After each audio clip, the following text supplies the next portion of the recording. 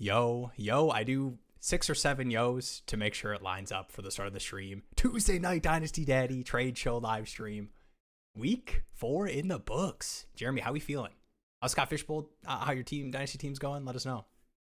I guess, yeah, Scott Fishbowl watch. We're only going to do this segment when my team is doing good.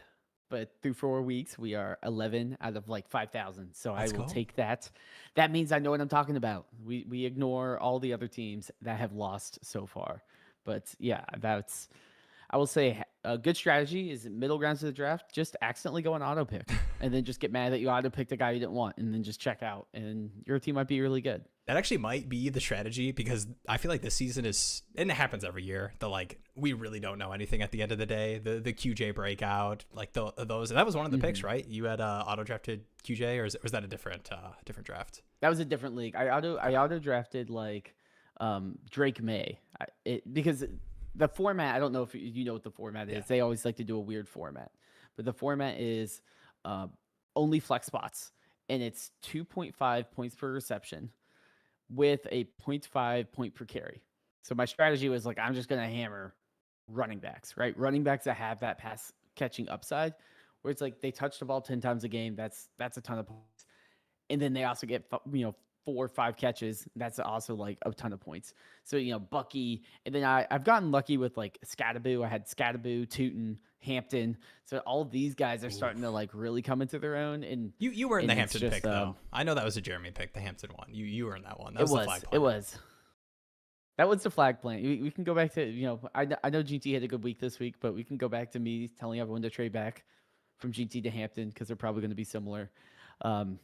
Not saying that, it's only 4 weeks of both their NFL careers. We could be singing a very different tune soon. I know. It's I feel like it's the alternating victory laps is the first 4 years or 4 weeks of the season is everyone's right about one thing until it goes the other way. Yeah, we'll have to do what's a plant I was wrong about. I need to think about that. So probably Tyler Warren. I know in Dynasty drafts we were kind of, and I turned around a little bit towards the start of the season where I was I'm kind of spooked that Warren just might be that dude. And yes, tight ends have to hit a certain threshold to be really fantasy relevant. But I know we were kind of probably more so fading versus the other, which probably would have been fine compared to Ibuka, who I was really high on, but. RJ Harvey had a good week as well, but any Caleb Johnson over Tyler Warren drafters are they're hopefully watching the live stream so we can help rebuild those teams. Yeah, that is honestly a tough one. But we are here. What is up? I see Sean in the chat. We got a question here. Sean. Condranos, Puka owner. Always. Let's get right into it, man. Puka owner is huge on Rice, as am I. And I know big news stuff. Real quick. I do want to shout out before we even get to this question. The neighbor's injury, obviously, ACL out for the season. I'm sure we'll have some questions and some rebuilding stuff around that. I will say that I believe tomorrow is the expected drop date for a video Jeremy and I worked on together, breaking down our 2 dynasty teams of ours that we are fixing and breaking down. One with a neighbor's injury and kind of that impact for the rest of the roster. Definitely be on the lookout and kind of hear us, talk through our thought processes as we're breaking down, how we're handling our middle of the road teams. Because this is the time of the year you want to do it, right? You don't want to be heading into week 9, week 10, you're middle of the road, max points for, and you could have had an opportunity to, 1 year tank and weren't able to, or you don't want to be sitting there in the same position the other way and not be able to make a push for the playoffs because you didn't make a move that would have made sense earlier in the season. But, I mean, there's definitely a week-to-week game strategy that comes in, and the last thing you want to do from a strategy standpoint is be 1 week I'm contending, 1 week I'm rebuilding. You need to figure out where you're at, what flexibility you have, and then try to figure out how aggressive you are in either way. Right? Are you an aggressive tank? Are you kind of hey, I'm not pushing all in. I'm going to try to sell off players here and there that don't really have this long-term outlook, but still maybe sneak into the playoffs? Or do I just go, hey, I have all these picks. I'm going to try to, realize them now, buy certain players, and start to load up for a serious run. And talking about loading up for a serious run, Cadrano's here. Puka owners are huge on Rice, as am I. And we got the comeback here in, we're 2 weeks away, right? 6 weeks is the suspension. What, 6 weeks. In your opinion, So what is the Rice plus what picks for Puka? And before we even start talking about this question, I want to go straight to the stats page right here because I think Puka's earned it that we pull up the stats page when we're talking about this man. Drop in having he had a rushing touchdown as well for one of these games. Yeah, he did have that. 23, 27, 22, 36. And I mean, it's not, I don't want to say it's not unexpected, but consolidated offense. I think people were expecting a little bit of, potentially some regression with Devontae Adams added to the mix, but Puka is that dude. Sean McVay is that consolidated offense play caller, and Matthew Stafford is that kingmaker. So what are you adding onto Rice to get to Puka? So I would say specifically they're kind of interesting because they're both young assets, and I think we could be talking about them in similar veins potentially, not similar veins, but tier below for Rice, depending on how these next couple weeks go when he starts coming back. But what would you add on to Rice right now on a contending team for Puka? Yeah, so I was looking through the Dynasty Daddy trade database just to see, because I think when you're talking about a player like Rice certainly is a very valuable player. If someone has been holding on to Rice, you've been sitting on him for a year, probably at this point in Dynasty, unless you just drafted, and even then you've been sitting on him for 4 or 5 weeks. You're like, okay, I've kind of paid my dues. I'm ready to actually slot him into my lineup.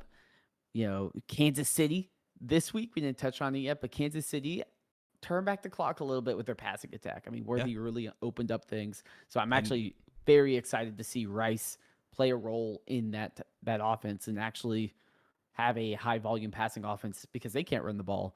So they're going to have to actually air out the ball. That being said, I see deals in here 5 days ago, Puka Nacua for Rashee Rice in a 27-second, a 12-team start 10, full PPR. I'm doing that happily. That's an easy deal. Yeah. I see a first, second Rice for Puka and a third. Similar type of thing. I mean, I think you're looking at like a first plus a second.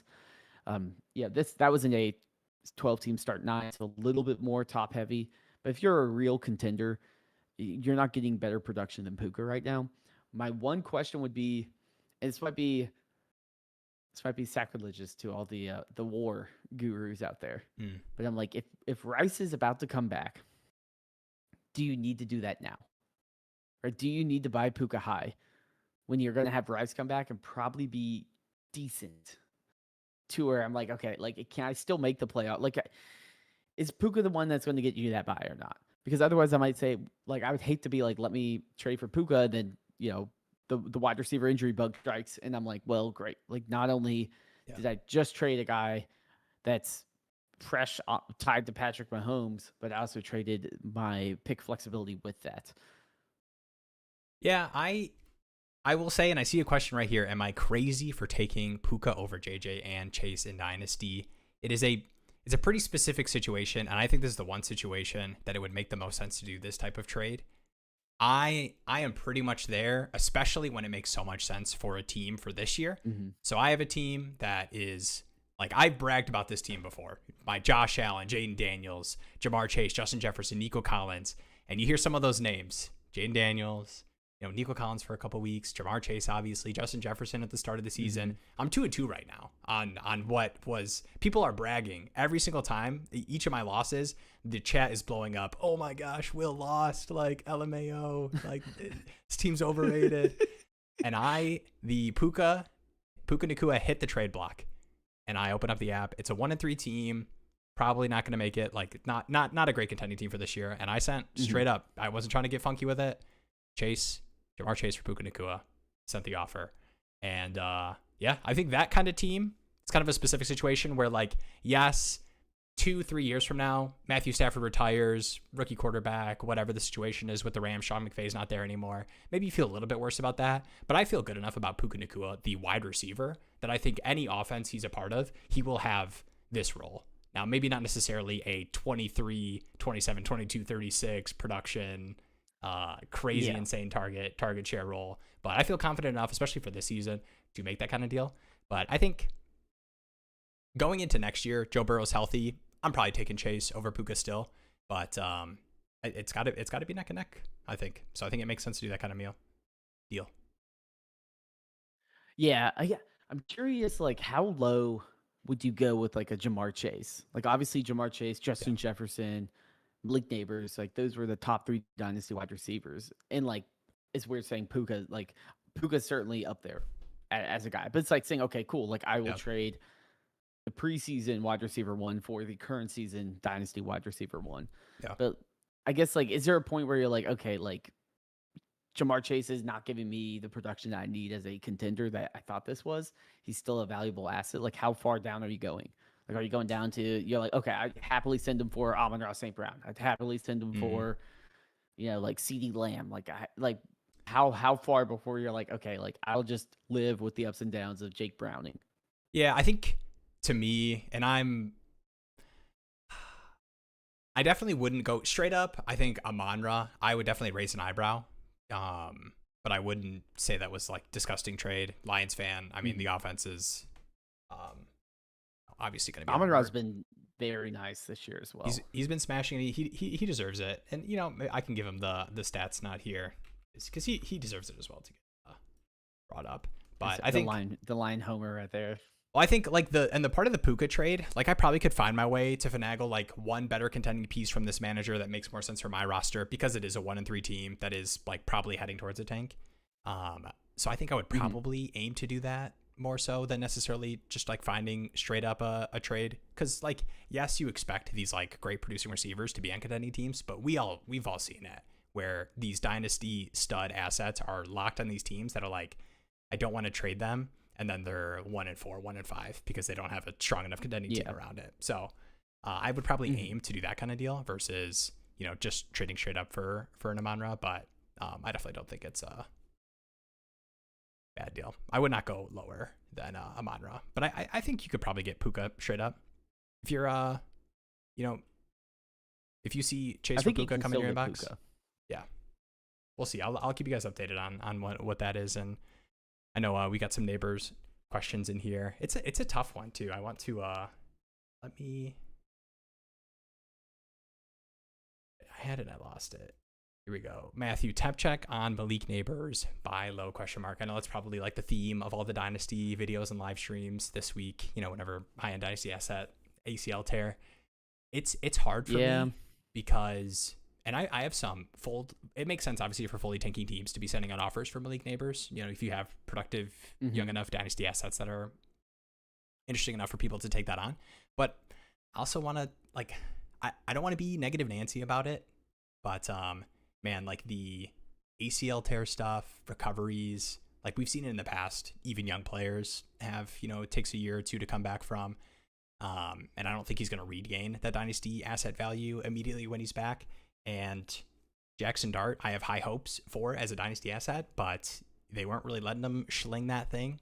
Like highest designed rush attempts for the week. I don't know. Where are you at on Neighbors? Are you willing to pay 90% of the dynasty price for him on tanking teams where it makes sense for you to eat that for a year? Maybe. I think it kind of depends like who I have on that middling team that I can get that price for. Like if I'm a middling team with like a McCaffrey or something, and like if I could work out like I can kind of sell these older players to a team that needs that plug and play option, and then I can have this long-term player that still is insulated. I mean, his value is going to drop probably another 10% or so, but he's 22 years old. He was probably the dynasty wide receiver 1 just because he was 22 and had a crazy success rate beforehand. That being said, I do think I saw one message. Pull up. I was just gonna pull up some trades on the site real quick. Okay, yeah. I saw one message. Okay, it was Kyle. Pickens. Shouts to Kyle. But I think this is interesting. He said, wait till later in the season to buy Neighbors. He'll fall more as weeks go by. And I'll push back a little bit on this. I don't think his value will fall much more after this week. Because after this week, we know what it is. And we know what the recovery time frame looks like. First week for we know what that will be. I think right now is a tough time to buy because people are like, okay, I can hold on to him as like a future first round pick and then just figure out the rest without moving him, which is what I'm doing on some of my teams. but come week 9 or so, they might be like, crap, I'm 4-5. I need to win the next 2 weeks. I have this Malik Neighbors doing nothing. Maybe you might be able to get more of a discount later on when someone's desperate and like, I don't want to move my first round picks or all this stuff. Like, I'll rather just sell Neighbors, get the premium, some sort of premium still on that value.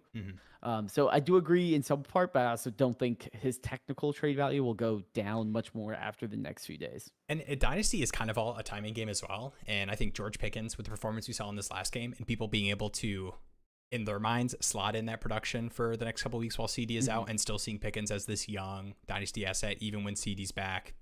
There were some positive reports about Jerry re-signing Pickens. He'll be in a decent passing situation. And we've got one right here, 12-team start 9, 0.510 in premium. Neighbors or Pickens in a 26 first.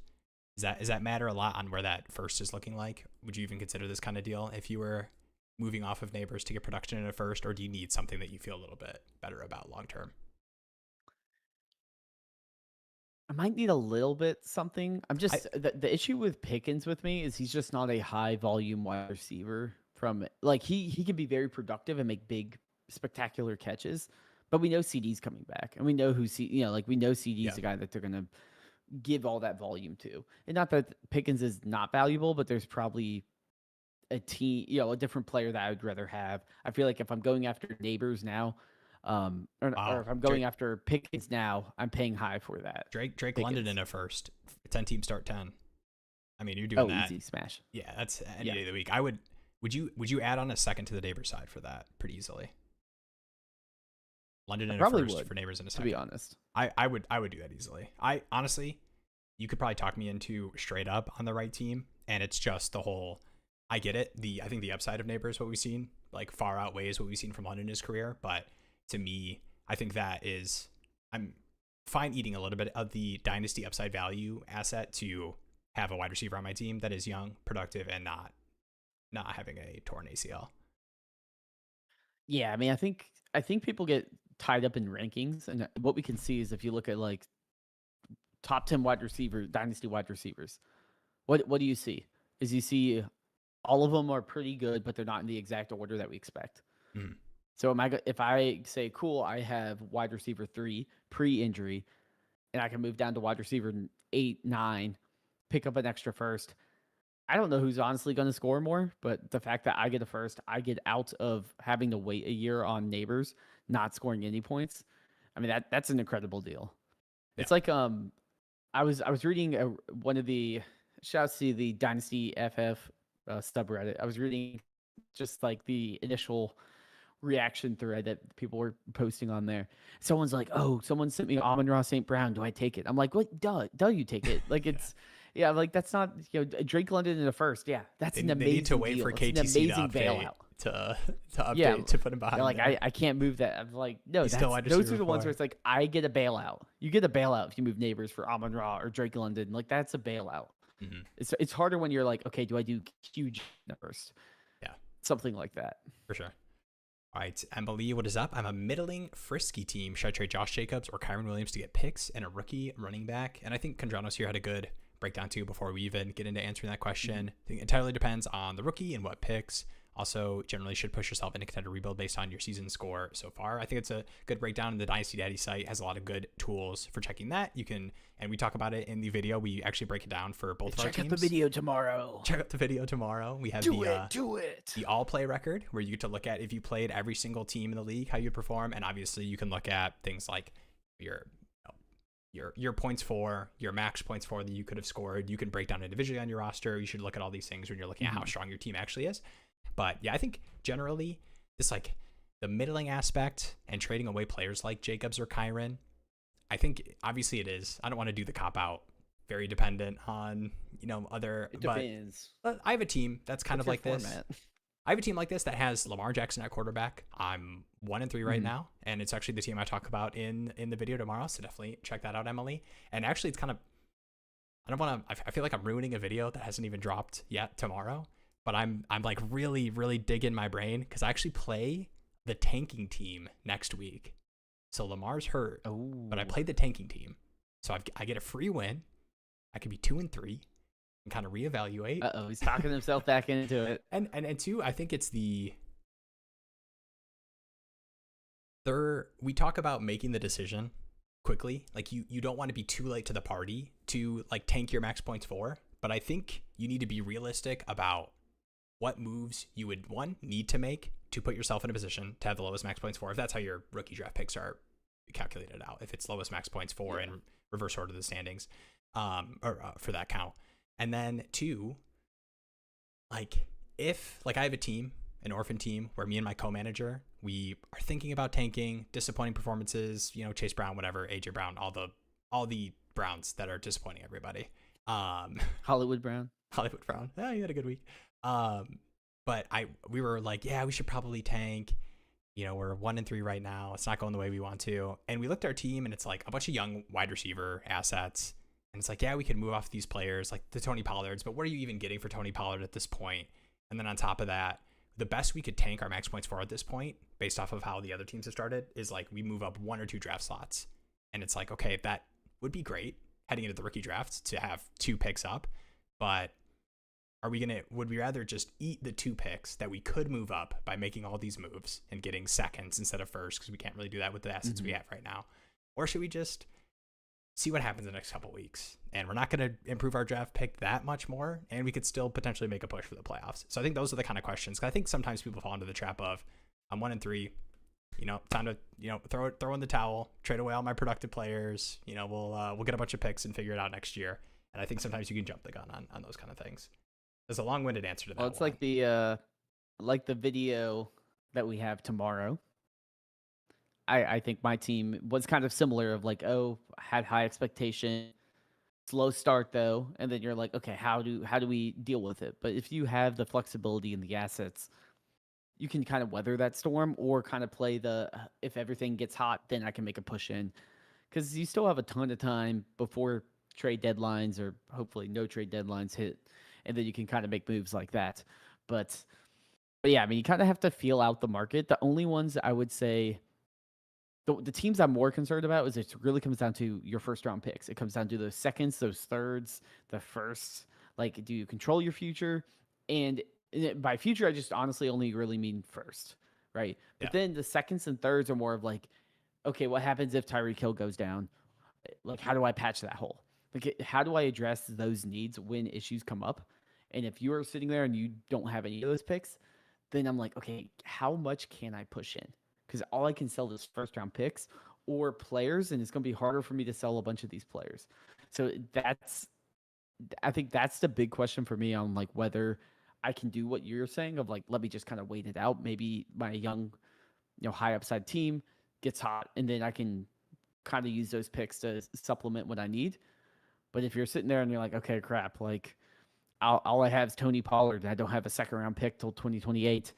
Maybe you're like, okay, maybe I should just move Pollard and say I'll roll with, random, I have Tootin. I'll just start him and see what happens. Or I'll start Woody Marks, shout out, and see what happens. Because I at least can sell a player that people will buy on a contending roster and kind of pack in the future. So in 27 and beyond, I can have the flexibility to do a bigger push in. Nick Knock here. And this one, Nick, if you're still in the chat, I'm going to ask a follow-up question if you want to give a little bit more context to this one, especially when we're talking about an asset like Josh Allen. But if you are just entering a rebuild, are you looking to move Josh Allen, or do you anticipate him running a lot well into his 30s? I anticipate Josh Allen being a first-round dynasty startup pick at least for the next 2 to 3 seasons. And we see at the quarterback position, QBs play late.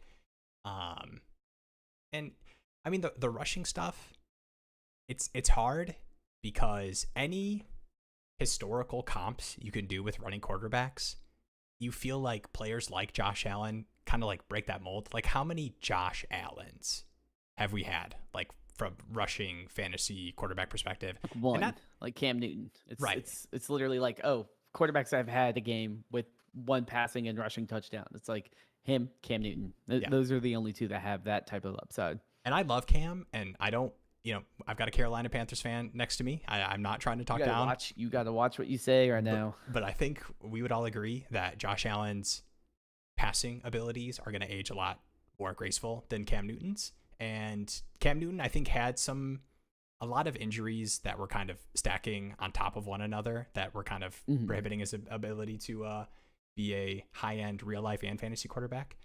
So and this is why I'm asking for additional context because, okay, we got a little bit here. Superflex, 0.5 points per carry, 8 teams. Okay, really shallow. Bonus points for passer rating. So Lee Cooper's are a lot, but that one's not so much. Man, and you've gotten probably some bumps with some Josh Allen passer rating stuff with the way he's kind of changed the way he plays. I don't know. I will say this is huge context on this question because it's like, okay, maybe I do move off of him. 0.5 points per carry. That's going to be good in Josh's favor. 8 teams. The reality is most quarterbacks are not going to matter, but that also means if Josh Allen falls off, I can get a replacement super easily. It's not going to be that hard for me to find and just plug and play a Darnold, a Geno type player and just live with it because there's only 8 teams. So for me, I do think with that context and the bonus scoring a passer rating, I've never played in a league like that, but obviously if the quarterbacks are juiced, having an elite quarterback makes a big difference. I think you just kind of he's one of those guys. You buy the jersey, you ride him out. Hopefully he's on your fantasy team for a decade, and you're like, cool. Like I had Josh Allen for a decade. Right. He can be your favorite player. All right, we're whipping out early tonight, Nick. I want you to reframe the question. Okay, we're reframing the question, and I just have to keep it next to me at all times now. I'm gonna try to get like a display case for my cool. Like I'm gonna get some of like my cool Lion stuff, the Josh Allen card, whatever. Okay, Nick, this is the first time I'm asking somebody to do this. I am not asking for additional context. Well, I am, but I'm asking you to reframe the question. I'm going full camp for this. You ready? I want you to reframe. Wait, why is this up? I want you to reframe this question. And I understand you talk about being a rebuilder. Let me know how many starters are in this league and why you feel the need to be a rebuilder with Josh Allen in this format. Like, what do you feel like is holding you back? I assume you had a tough start to the season. Maybe you're 1-3 right now and you feel like you need to rebuild because you have Josh Allen, this elite dynasty asset that you feel like maybe is aging and you don't have a strong enough team around him. Let me know what the team is looking like. And I want to help you turn this team from a rebuilder to a Josh Allen in this format is helping carry my team to contend. That is my ask. Jeremy, any qualms with that ask? Are we on the same page? Look, I can keep talking about Josh Allen, and there might have been a little bit of Cam Newton's slander in there, so I can always. But considering we are only 5 comments in, yes, good call. Well, we can keep this moving. All right, we're going lightning mode early. What's up, Tato Man? How's it going? Oh, Remy, I assume this is redropped. I should have dropped JCM for Woody. Do not drop JCM just yet. Some interesting pass game usage. I know it didn't feel like he was getting involved until later in the game. It's been a weird run out too for obviously Washington without Jaden Daniels for the past couple weeks. Chris Rodriguez has been more involved. Yeah. And obviously I think we all would rather have Woody on our redraft rosters based off of what this last week looked like. But hold out hope. Do not be dropping JCM for Kendra Miller or whatever. Yeah, I mean, I would say, hey, can I have both of them? Like, I'd be like, do I really need Kayshon Boutte or something? Like, if it's super shallow, I would prefer Woody, but I think JCM hasn't scored 27 points, so that's why. Yeah. All right. Curtis here. Chase Brown or Caleb Johnson, Taj Brooks, 26 second and 26 fourth. This is a decent get out of Chase Brown if your team with him is not contending right now, and I don't know if we're expecting that consistency and production to improve anytime soon based off of what we all watched Monday night. So I would be fine doing this, and maybe I'm bag holding all my Chase Brown. I am also fine holding Chase Brown for 2 seconds ish value because I think sometimes we fall into the trap of, and I talk about it all the time, that running backs matter to me what they produce right now and in the next year or two.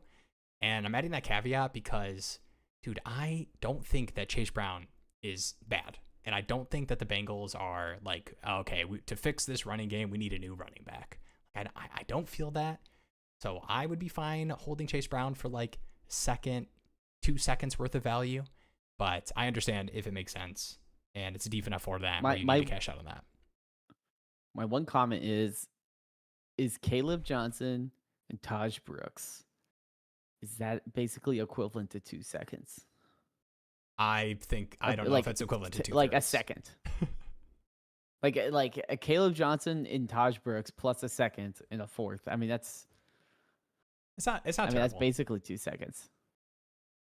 I just may be so adjusted on my Caleb Johnson hope and belief. We'll pull up that portfolio and Dude, it's I think 80%. all right, here's my one Caleb Chase Johnson Brown. pro thing I'll say. I think Caleb Johnson could have done what Kenneth Gainwell did in London Sunday morning if given the opportunities, but I don't anticipate him getting the opportunities at least this season. And maybe things change. You get a rookie quarterback next season, but what if Pittsburgh resigns? It's Kenneth Gainwell and Jalen Warren, who had already resigned. Nothing hit like waking too much up and then forgetting that there was a morning game, and then also seeing Kenneth Gainwell Surprise have like inactive. 30 points on your bench. I know, dude. The surprise inactives for the London, that should be illegal. That's insane. That really be like, come on, especially West Coast. I'm not West Coast, but I'm like that's like 6 a.m. inactive. like that's just a loss. Kyle, what is up? Did I miss them talking about QJ or Javonte Williams? I have them both and have no idea who to trade for. I am kind of in the camp of I'm not necessarily sending firsts or like first equivalents for either of these players, but I'm fine holding for when the return would be less than a first for QJ specifically. And then I think you could argue like I'm holding for 2 seconds for Javonte right now, just with the production I'm getting. He looks pretty good. I could see them, re-signing him for, 1 or 2 years, and you get this production for 1 or 2 more years for Javonte. I guess where are you at? Would you trade away or buy QJ for like a mid to late first right now? Either on a team that you needed him or on a team that you didn't need him. It feels weird, but I think part of like Dynasty QJ deserves the stats. I have to pull it up for him. Trying to make bets, trying to have some conviction. I think QJ in a weird way is kind of like the Puka first season vibes.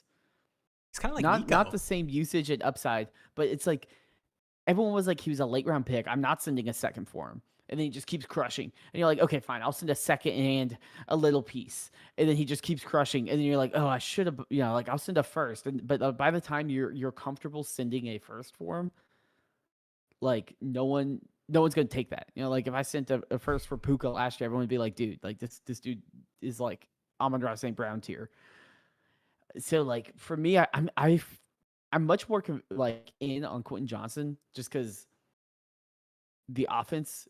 He's taken over in a pretty competitive offense. I mean, he's clearly relegated Ladd and Keenan. Not that Keenan's like this impressive guy at this point, but he's still out there getting 10 targets a game and has played with Herbert for so long. But the fact that QJ, and I think too, even if Ladd elevates his game, I don't think Ladd is going to play the same role that Quentin Johnson plays in this offense. Right. And the fact that Quentin Johnson is that big play specialist, but also can do work underneath. And Ladd would really just replace kind of like Keenan's production.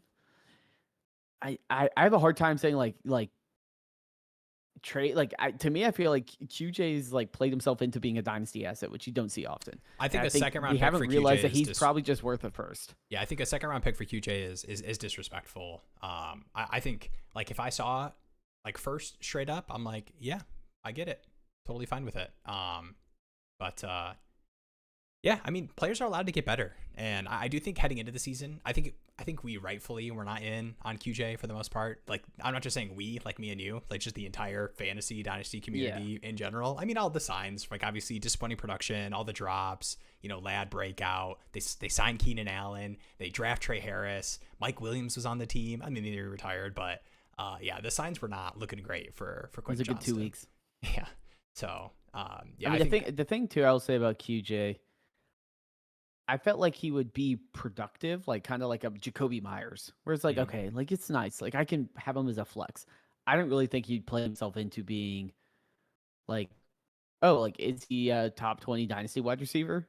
Because that's kind of what he's playing himself into at this point. And I think I don't know if the market's caught up. And it's stacked with the pass rate stuff for the Chargers. I mean, a strong running game and a high pass rate.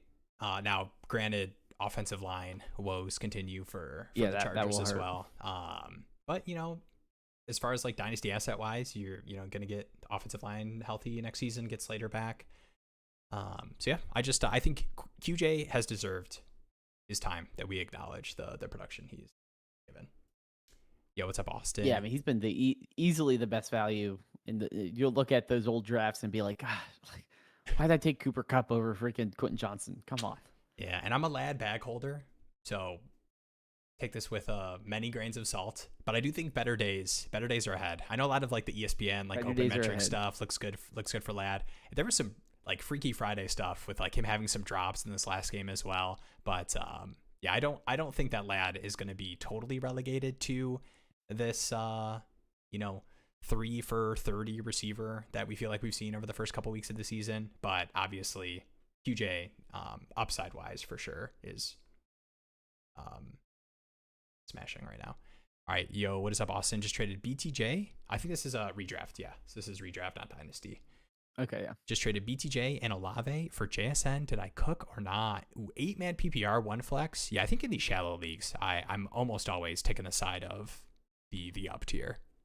So yeah, I'm surprised. I think you cooked. My brother texted me, and he's like, "Hey, do I? It was a week ago. He was like, do I trade Chase Brown for JSN?" And he's like, I don't know if I'm like, and it was a redraft league, but I'm like, yeah, dude, like JSN's usage is ridiculous. Like, yeah. Like Chase Brown, like, yeah, you send that a million times, and you just the redraft priors, man. And I think this is the same. Like, I think a lot of people in redraft just don't see JSN as like that elite guy. But certainly with BTJ and Olave's what they look like in a redraft format, give me JSN all day, dude. Especially in 18. That Seattle offense, that was probably one of my misses this season. And we'll see. We're 4 weeks into the season. I did not expect Darnold or the Seattle offense to look this good. I mean, I was really spooked on Darnold. The Jalen Milroe package stuff, the contract that looked spooky for like his dynasty value was just looking like one of the greatest values for a team starting quarterback. Yeah, no, JSN all the way. He's the next Geno.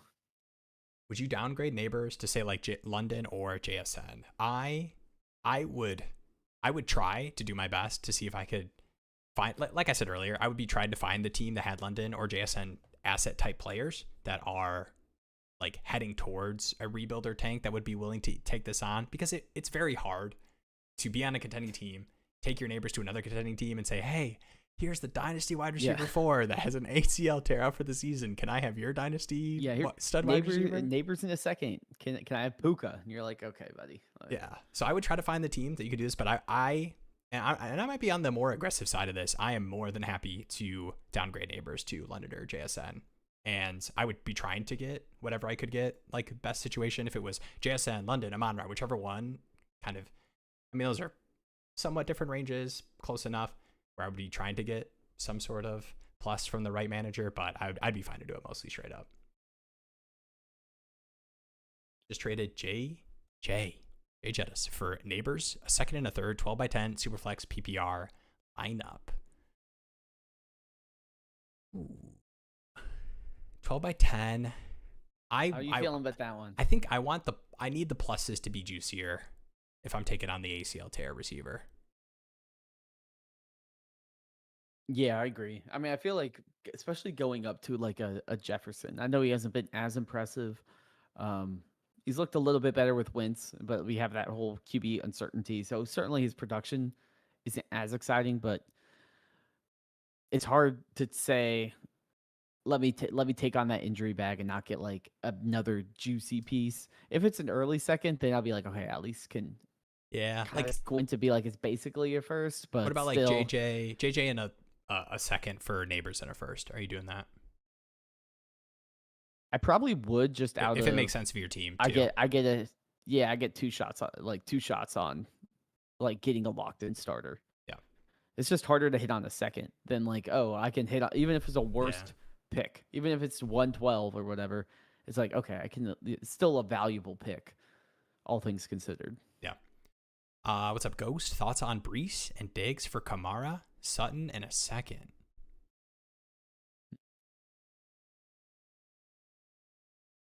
This is, I'd be interested to know the format and see how much like the second plays a part in this deal. You know, you're getting a nice little Brees run out here. For the next couple weeks, you got Braylon Allen on IR. But I mean, they're still using Isaiah Davis in third down and you gotta watch out for Isaiah Davis. 2-minute drill situations, which is insane to me. But I'm not going to do my Brees soapbox complaining Jets offense because I still think he's going to get elite usage. There's only one team to lose to the Dolphins, so that does exist. All it cost him was Tyreek's kneecap. Yeah. Some digs. I would really want to know. I think Ghost. I would probably do it. Yeah, Ghost. If you're like in the a chat, vacuum, I'd probably do it. Yeah, let me know the format. But yeah, I mean, there's been some spooky stuff a little bit. I'm lost in the sauce right now, so I think I'm gonna bow out from that one. No, here we go. Yeah, let me know format stuff if you have it. But there's been some spooky stuff with Kendry Miller involvement, and you know, maybe I will say there's been some buzz around Kamara's contract being like pretty easy for them to move off of. You know, obviously if the Saints are 1-7 or something heading into trade deadline time, or even earlier than that, we could potentially see a move because it makes sense, and they're using Kendry more. But I like Sutton though. I think Sutton locked into Denver is starting to gel a little bit more. Yeah, but I feel like that's a big upgrade, kind of getting some value for the Diggs in the piece. Yeah, Diggs saying I can upgrade last week. From Diggs to Sutton, where Sutton has a couple more years of longevity. Just got the and then I can slightly tear down. Like what's the Brees to Kamara tear down in points per game? Yeah, it's right. It's probably just the like dynasty good vibes feeling you get from the age, but yeah, probably not much for we have great vibes with Brees. No, dude, I have great vibes with Brees. This is the last year of his deal with the Jets. Get him out of there, man. I don't care about this rush rate over expectation. Get my man. He could get traded to Arizona. Apparently, Trey Benson? Trey Benson's apparently mispractice, I think. Oh yeah, there was some stuff about like him, like the pile stuff. Yeah, get your everyone get your demarcado. We can PPR scam our way into fixing our RB2 spot. You and me both. He was a waiver wire number 2. Let's go. And we didn't talk about it. I know you made the post announcement in the Discord. Link in the description if you're on the Dynasty Daddy Discord. But you want to talk about the waiver wire tool? Actually, I should probably be a good streamer boy. Well, yeah, I can break it down. I did launch a brand new tool that will track the past week of waivers. And like, sure, if you open up your sleeper, your Yahoo will tell you the most added players, and that's nice. But a lot of us, we play in leagues that have FAB, and we're like, okay, well, I know everyone wants, Amari DeMarcado. How much should I bid on him? And you can go in here and say, okay, based on the past week, it looks like if I had a waiver budget of $100 FAB dollars, about $9 bid would be the average. So I can say how aggressive I want to be based on those things. Yep. It'll update every 3 hours. We'll add more waivers to this, and we'll remove the old ones. So it should be a better way to kind of figure out how I should be using my FAB dollars, because there's some leagues where I just spent it all way too early, and there's others where I'm like, well, the season ended and I have 75 left over. So this can kind of help you win more waiver bids and kind of stay ahead of the curve. Spivey Pollard for Scataboo. I think in all formats I'm doing that. So specifically redraft would probably be the closest one. Yeah. I know Tyron Tracy's coming back, but you could say the same thing about Tajay Spears coming back for the Titans. I think this is his first week he can be activated off of IR, and Pollard with the elite Titans workload. That offense has just been, dare I say, unwatchable. But shout out to the Houston Texans. I'm in one survivor pool, and don't have to consider using the Houston Texans anymore because I used them last week for the Titans game. Let's go. A little shouts to the Reddit people. That was one take I was wrong on. It was the Texans. I was like, they could be good. They're very bad. Yeah. Turns out the offensive line pretty hashtag important. Yeah, it turns out. They got Woody. They got Woody cooking though. Maybe this is the turnaround they needed. Some juice in the backfield. Which honestly, Woody's roundup. I said that half jokingly. Here's what I'll say. I just punched my microphone. Oh. I don't know what that sounded like. Hopefully it wasn't getting into it. I am admitting that I was wrong. Hopefully. On Woody. Dude, what I saw in this last game, and maybe it's just the defeated Titans defense. I feel like I've never seen Woody run like that in college. Like I was like, pass catching back at best. He got that elite rushing workload, dude. He was looking pretty good. He was cooking. I think his floor is Jahmyr Gibbs. Floor, Bucky Irving, ceiling, Christian McCaffrey. Sorry if I missed it, but does the Fab calc take into account specific scoring like PPR versus standard, 0.5 for first downs? So specific scoring formats. I know that's a little funky for you to be able to pull through and showcase, but you can just do Superflex 1 quarterback dynasty redraft, right? Yeah, it toggles based on like certain league formats. I mean, it's something that was interesting. So like I track millions of leagues, right? So when I'm pulling this stuff, I'm like, oh, I should have thousands and thousands of winning waivers per week. It turns out there's not a ton of them that actually have Fab, and there's also not a ton of them when I just filter out waiver bids that actually win. So if I really got too granular with it, we would be like, oh man, I'm making conclusions off of like 5 waiver bids. Yep. So you can filter out certain things. It will pull in your league settings. Like it will only show players that are like, if you log into a league, it'll show only players on your waiver wire. It'll also update with their like waiver budget. So if you have 250 Fab instead of 100, it'll say, hey, this player instead of $6 is 30, something like that. But it doesn't take into all the individual things yet. Maybe if I get more data, then I can start slicing it up more and actually be able to provide more of a granular look at those things. Yeah, what's up, Chip? Skip my question, but it's okay. It's time to preview new feature. Yeah, don't worry, we're going lightning mode and we're hitting the Discord questions in the live stream ask channel. If you guys are not familiar, in the Discord, we have a live stream ask channel where people sometimes will post their teams and a question specific for that, and we can have that prepped and ready to pull up on the stream. And we don't forget, we just care so much about you guys. We want to make sure we get to all these questions. Happy Tuesday, folks. What's up, Julia? All right. I want to make sure I'm not missing anything. Tyler here. I'm a rebuilding team in a 10-team Superflex. Start 8. 8.5 PPR. It's a shallow league night tonight. Do you think Quentin Johnston is someone to keep or trade now? If trade, what should I be looking to get in return? 10-team start 8 is really interesting. Like that is like ultra mega juicy shallow. So that being said, Quentin Johnston is a starter in that format. Yeah, for sure right now. But it's also interesting because in that kind of format, I almost like you're always trying to like tier up. So a lot of those times, like if you can move players like that you don't need, and like potentially QJ is the type of receiver that you didn't need in a 10-team start 8 if your contending roster was strong enough. So a lot of these times, I think in shallow leagues, it makes sense to move off of players.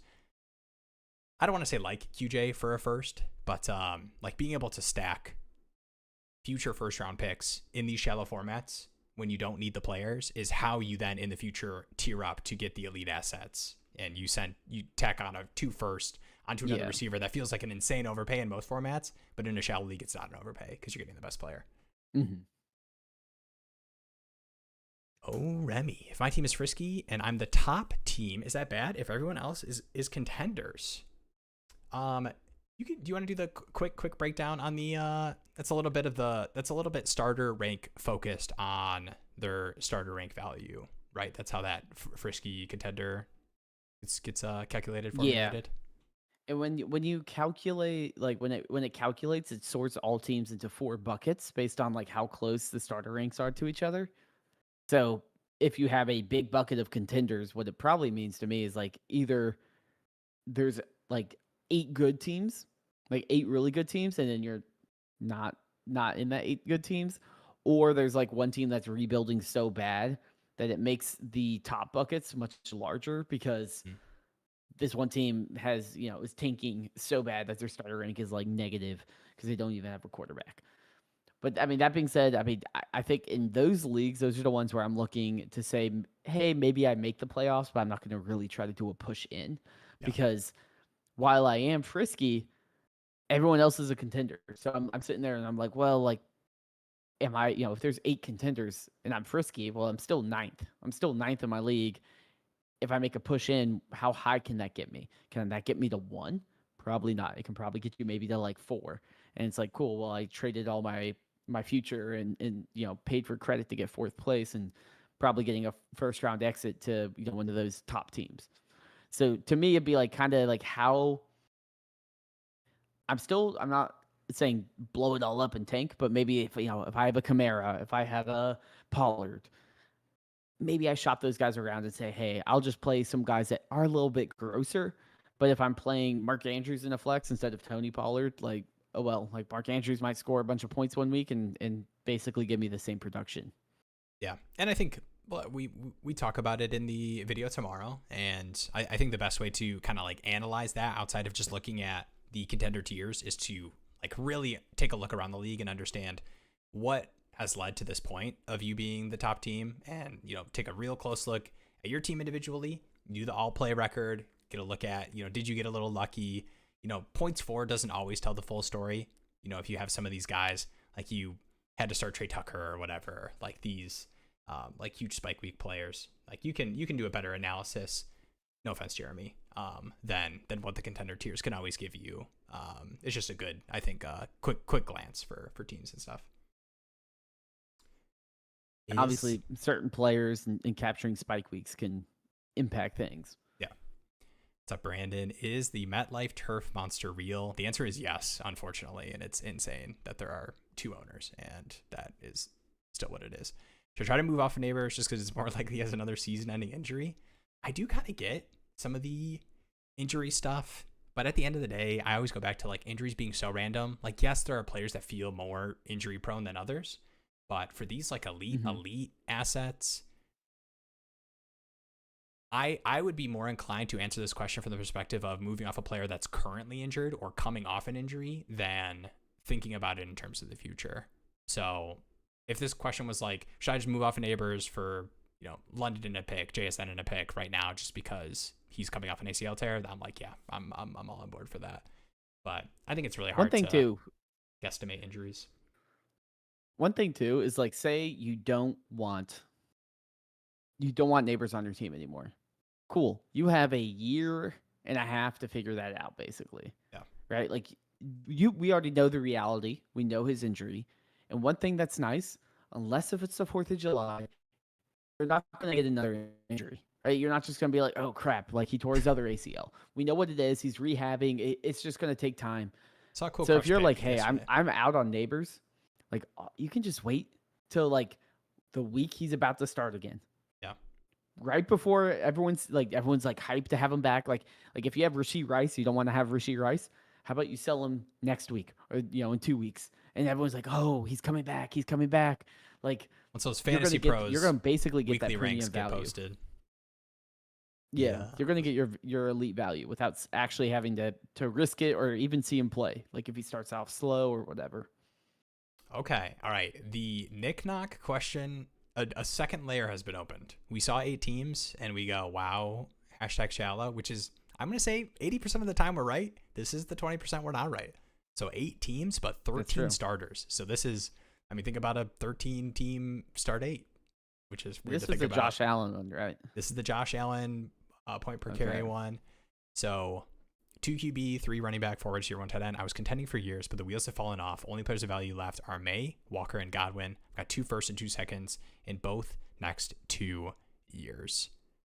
Yeah, this is a much more interesting question. Okay, 3 flex. So I think those, yeah, the 2, 3, 4, 1, and 3 flex.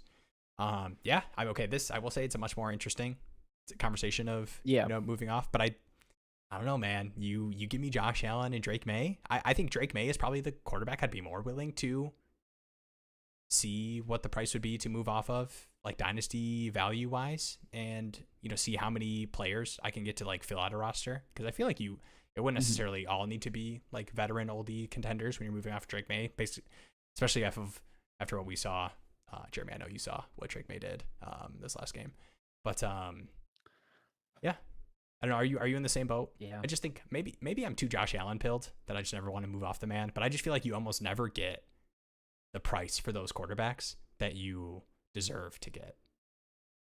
You have to find the team that has insane we are asset live. values. Oh, We're live. We're doing a show. do you mean I'm not a going full to screen sit up for you? here and just agree with you all night. Because you know why? It's 18. You only start 16 quarterbacks in the entire league, but there's literally let me do math, 10 wide receivers and running backs per team. So you're starting 80 wide receivers and running backs per week across that league. True. If I can find a way to get off of Josh Allen and invest in running back, wide receiver, I think that's going to be the position of value. Like if we pulled up the war chart here, it's going to be, hey man, you got to start. Yeah. I mean, you're going to be starting random wide receivers every single week. And I'd rather be able to just load up on first round picks that I can use on wide receiver, running back, and just hammer that every single draft and say, I can figure out quarterback, I can figure out tight end, but I need to hammer my running back, my wide receivers, because you got to start 10 of those guys every single week. And that's that's even in an 8-team league, that's in a massive amount of players you have to start. These are great point. These are interesting trade negotiating leagues. I do think at the very least, with what you've given us context wise, I think one of these quarterbacks, just the quarterbacks that have these high dynasty asset values, and I think Drake May, I think kind of came to my mind to cop out. I would definitely trade away Drake Josh May. Allen. Yeah, I would at least start there, but I think Jeremy's got a good point.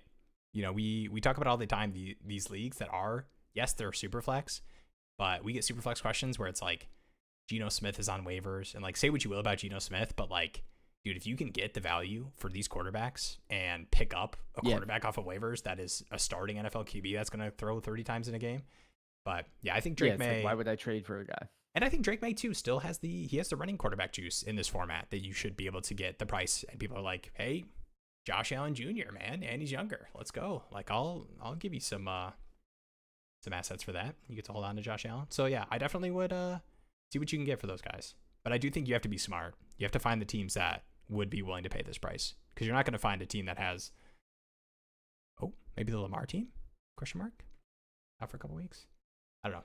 But I do think you start with Drake May. But I get it. I think in that format you should be willing to move off of Josh Allen. All right, would you pay a 26 or 27 second for Jake Ferguson or Kyle Pitts? I have McBride and no one else.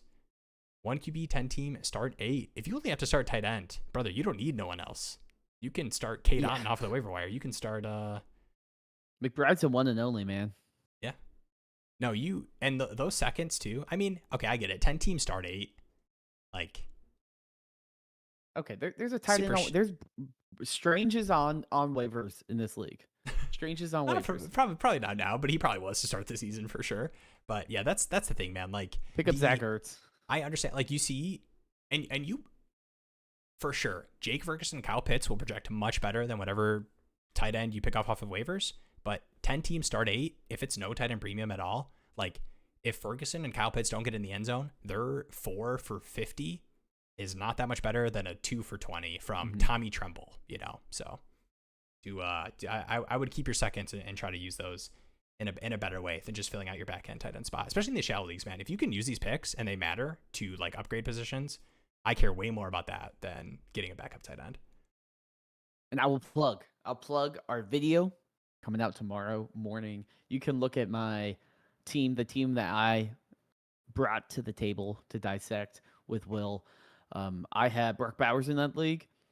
I think there's like 50 roster spots, and Brock Bowers is the only tight end I have rostered. And I didn't even talk about it. We just were like, yeah, that's what you do. No, but you have one of those guys. I'm not wasting another roster spot on that dude. I will figure it out, and if I have to, I can always send a second for a Ferguson, a Pitts, a type, some sort of guy. I can always send a third for Zach Ertz and just live with that.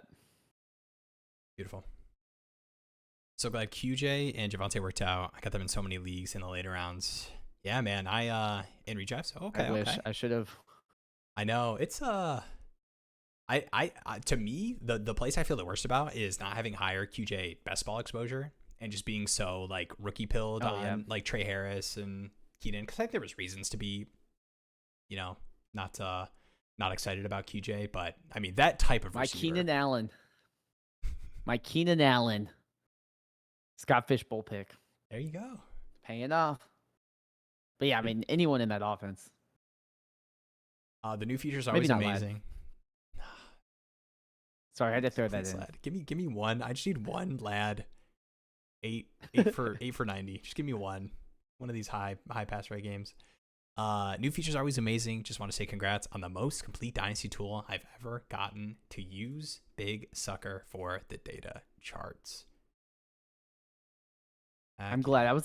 Whenever I think about a tool, I'm always like, okay, how can I like do it well, but like also like have an interesting visual? Because that's something that people just love. I love it as well. Like, I was like, I don't want to just have like a table. Like, I don't want just a list. Like, I'm like, let me find a way to like kind of help visualize some of this data that I have. And I feel like it turned out pretty well with like the expandable tables and the charts. And I will say, I'm going to announce it. When I first started working on the videos and everything, I mentioned that I used to be a big Excel guy for all my teams. So I would have each team in its own Excel tab that had a breakdown of the roster that I would update after trades and moves and everything. And, you know, I would update the records and have not been touching that. Wow. Dynasty Microsoft lost Daddy.com. Yeah. Google Sheets. GG's. I'm sticking with Jeremy. Yeah. What's up, Becca? How's Dancing with the Stars? Hey, let's go. Thrilled to announce. Yes, we got a win. League win. Let's go. Any moves that led to it, or just team decided to bounce back? Out of the top. I mean, Marv hit. That obviously helped. AJ Brown on that team too, right? I mean, I think no, not on that team. Oh, okay. I think everyone just like kind of scored a touchdown, right? It's just one of those games where it's like, oh, that's also one of your players. That's also one of your players. And it just kind of worked out. Like the first week was that way, but then, you know, she scored third highest and played the first highest. Oh, yeah. So sometimes that's how it is. But I'm glad we got a good week. And I don't know how much redraft Becca has played before this point, but I will say I still do it to this day. That when I am like 2-2 or 1-3 at this point in redraft, I'm hitting that points for and points against tab and finding something to complain about. Like, am I getting screwed? Oh, yeah. Scored 80 points. Well, we also had Worthy come back. That was big. Nice. That's huge. Yeah. And then Judkins, obviously Judkins, doing Judkins things. Nice, great pick. Good pick, Jeremy. I assume that was a great value on Judkins. Let's go. Everyone made fun of her. She was sitting there by herself at work, and I'm like, take Judkins, and she took him, and then everyone was like laughing at her. And who's laughing now? Who's laughing now? We're 1-3. Let's go. We're 1-3. What is up, Subtitle Chip? Good evening, gents. I'm in the club. Are we buying, selling, or holding Bengals, specifically T and Chase? I did send my first, and I talked about it a little bit earlier in the stream. I sent Chase for Puka straight up. And it kind of made sense for both teams to do that kind of deal. T, I don't have a lot of T. I've actually moved off of T in the past couple of weeks.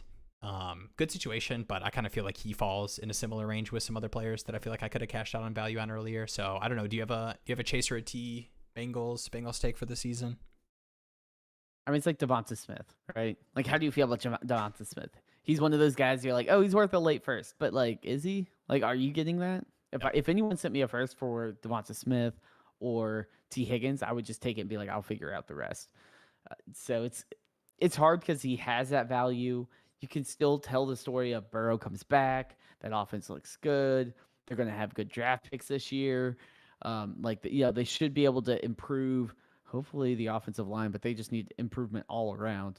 But yeah, I mean, it's hard to move one of those guys because what you'll do is you'll plug it into the Dynasty Daddy trade calculator, and it'll be like, hey, everyone likes T. Higgins. Like, you should be able to get something nice. And someone's like, hey, here's a second in Ramondre Stevenson. And you're like, ugh. Like that's it? That's all I can get for this guy?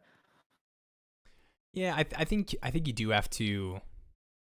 I think there's times to eat the Dynasty value. Like I am a tiny bit. I mean, arguably not with Chase for Puka. I think that's if you factor in the production, the same tier. You could say it's the same tier, and it's worthwhile doing that. But I think is some times where you want to eat that to get the production. but there's sometimes where you're not going to be able to get a trade that makes sense, and the like production gain hurts so bad in the dynasty loss that you just kind of have to. And it's pretty team dependent too with specific players. I think T in the way it works, like Zay Flowers is also kind of like one of those players where you're like, he's worth a first, and like who's giving a first? Cooper Rush season. But I have seen it like if you're able to do like a T plus a first, I feel like people can swallow that more. Like moving up, people will be like, oh, well, find the right T Higgins, I can talk myself into like. It's not like, oh, I'm doing Jacoby Myers in a first, but like reality is like Jacoby Myers is probably going to score similarly to T Higgins at this rate. Yeah. In the subtitle, Chip meant Club, just so we're all on the same. Appreciate it. Appreciate you, Nick Knock. Thanks for hanging. Yeah, I will say I definitely was not I was a Dylan Sampson drafter, which felt amazing. And week one a hit. I would not have audibly laughed. I have some Dylan Sampson. Yeah, I would have in my mind been like, you fool, you took the second best Browns running back. I would have thought it in my mind. I wouldn't have said it out loud. You are laughing right now, Becca. I mean, I kind of thought it. And then I think it was Judkins' first week, and I was like, oh, like Judkins is really good. Like I'm like, there's a big difference. He just is. And I was a little bit not lower. Like I was taking Ibuka ahead of Judkins, but I was like, there were some people that were like Harvey ahead of Judkins or like Caleb Johnson ahead of Judkins. I wasn't there, but yeah, he's hashtag good, man, on that rough Browns team.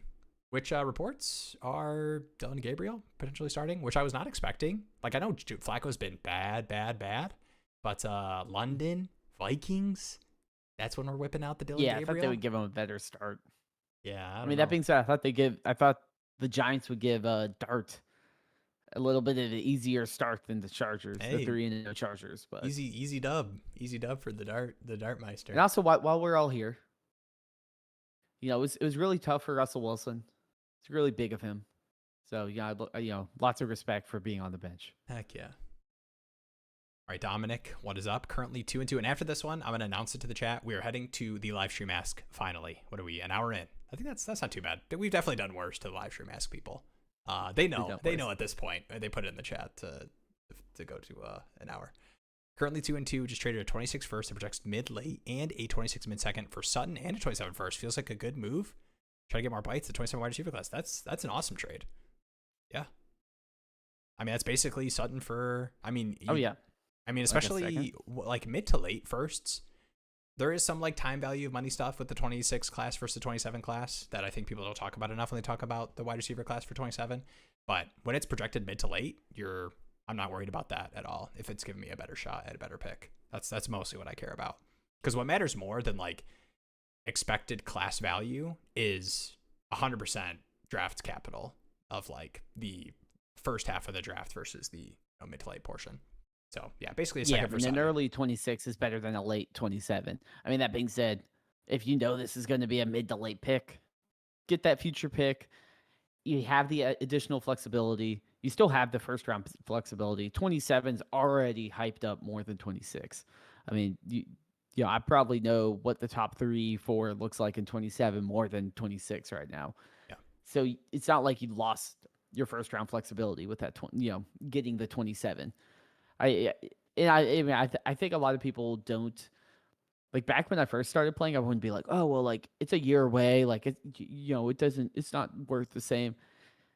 Outside of like 2+ years away, it's basically the same. If this year or 26 or 27, they're basically the same value. It's like I want as many as I can get, and even those 28s, like I will take some of those. Probably a tiny haircut, but I just want the flexibility that having a first round pick has. Yeah. And as a rebuilder, what should I be trying to sell Justin Fields for? Yeah, I think if you're like truly a rebuild and he doesn't make sense on your roster, I would try to be tacking onto him to get a first. Just had a good week. I think Fields in the second. Yeah, Fields in a second. Fields in, it's probably to a contending team that is fine to eat the, scary Justin Fields long-term quarterback value to do that. So if it's like a contending, whatever your best contending piece is, and Fields for a first, I would probably be trying to do if I was like truly a rebuilder. Fields is just such a roller coaster, man. You Like, can't watch. I don't know if I've ever games. seen. You just watch the I don't know highlight if I clips just of him ever seen a running. player. I just Their never offense is weird. seen a player where it's like he's a dynasty player, and then he's dead. He's dead. Don't touch him. He's a dynasty asset now. Like I've never seen a player go from he's worth a first to he's worth a third within 6 weeks multiple times. How about within it's 2 ridiculous. quarters of the same game? Like I feel like you check Twitter, That's somebody live true, tweeting yeah. about Justin Fields, and it's like this guy is not starting any more games this season. Oh my gosh, I'd pay a first for this guy. They just need to. I'm not going to do the whole Jets thing. They need to play Brees on more third downs, even if that means using other running They should backs. put Brees under center. Wildcat. Brees can run just like Fields. He probably can throw just as well as. So they both can read the same level of NFL defense. Dude, their first down rush rate is insane. And then if it isn't a successful run play on first down, you put Justin Fields in a difficult passing situation, which is not where that man needs to be. I traded him for a 26 first last week. True. Thank God, LOL. Yeah, I think anytime you can cash out on like Fields type quarterbacks for firsts, like totally down for that. But I'm also down to buy Fields, but for less than a first. Like I'm finding creative ways to buy I'm Justin not sending Fields. a first. Air Force triple. I mean, option last year playbook. I sent Hell Fields yeah. for a first, and I in one of my leagues, and I was like, "This is it." Like I was like, "This is the last chopper out of Nam. This is the last time I get any significant piece for Justin Fields." And here we are a year later, literally saying, "Oh yeah, you could get a first for Justin Fields." All right, we're lightning moding. I lied. We're gonna lightning mode, and then we're hitting the questions. Do you think if a team lists a player out 5 minutes before the start of the game, that fantasy player should be able to swap them out? Unfortunately, I am going to, even with the annoying London stuff, I'm going to default to whenever the app locks. Unless there's like super extenuating circumstance that's super obvious and the entire league agrees that they would let the change happen. It's lame. I will say, I'm sorry. The Sleeper does have that one feature where you can like set you can do an auto sub. So like that's Sleeper in some platforms enable it. So like you can say, hey, if this player is injured, auto sub this player in, and then that will lock. So then, if an injury happens, you can sub in a player. I'm definitely it's certainly annoying. Auto sub. Yeah, I haven't used it yet, to be honest. Oh, okay, cool. I want to make sure I wasn't the only weirdo. Russell to the Bengals, please, or Jameis. Yeah, Browning was pretty bad, but you also see that offensive line and you're like, we're just going to watch whatever quarterback they trade for get sacked. It's going to be a different costume back there. The offense is broken, definitely more than the quarterback, but the quarterback is, at least at this moment, not playing great on top of it. All right, we're lightning mode here. This one's for you. They've also played like crazy hard defenses, I believe. Yeah, right? Vikings Broncos have been tough, and dude, the Jags game, like, and now they play Lions now. So the Jags it's just gonna be 3 bad weeks. Yeah, Lions. The Jags have been a good defense too, and we saw some decent production for Chase. I saw that game. That was the one thing that was holding me back. I was like, maybe it's just been the defenses, and then I looked at Puka again, and I was like, I can't not trade for the War Daddy. All right, London or Nico, what would you add to get the other? Is this a whichever I get the plus for side? Yeah, it would be for me. I was slightly ahead of Nico. I think in startup season, I was like, I'll do a slight trade up to take Nico over London. And I still would probably prefer Nico, even with the terrible Texan situation. But even with the tough start, we saw just a disappointing game for London as well. That's just going to happen with these questionable offenses. What's a move with Jamar Chase? Trade. Hope the Bengals make a move. We talked about it a little bit earlier. I'm fine trading Chase straight up for Puka. Whatever of that high end receivers, if you can get a plus going to Amon-Ra, it's probably tough. But yeah, I think with the name value of Chase, I think you just have to find the team that has the elite dynasty asset receiver or whatever. If you want to go cross positional, that's like an Amon-Ra, a CD. That makes sense for them to do it to get the better dynasty receiver. I'm not panicking on Jamar Chase until not next week, but the week after, right? Like if they, I don't know who they play, but I'm like, if they just play like a defense that isn't like top 5, top 10, then and they still struggle, then I'll be like, okay, like this Browning situation, like Chase is just not going to be productive. But I'm like, that offensive line against, Josh Allen Hines or Josh Hines Allen and Walker's not going to work against the Vikings that love to blitz is not going to work. Yeah. Against the Broncos is not going to work.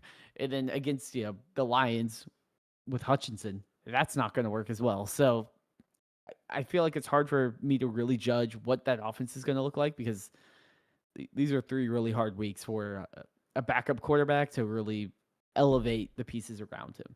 Yeah. Sorry, somebody just put BTJ on the trade block. Are you first and a second for BTJ? Are you sending that happily?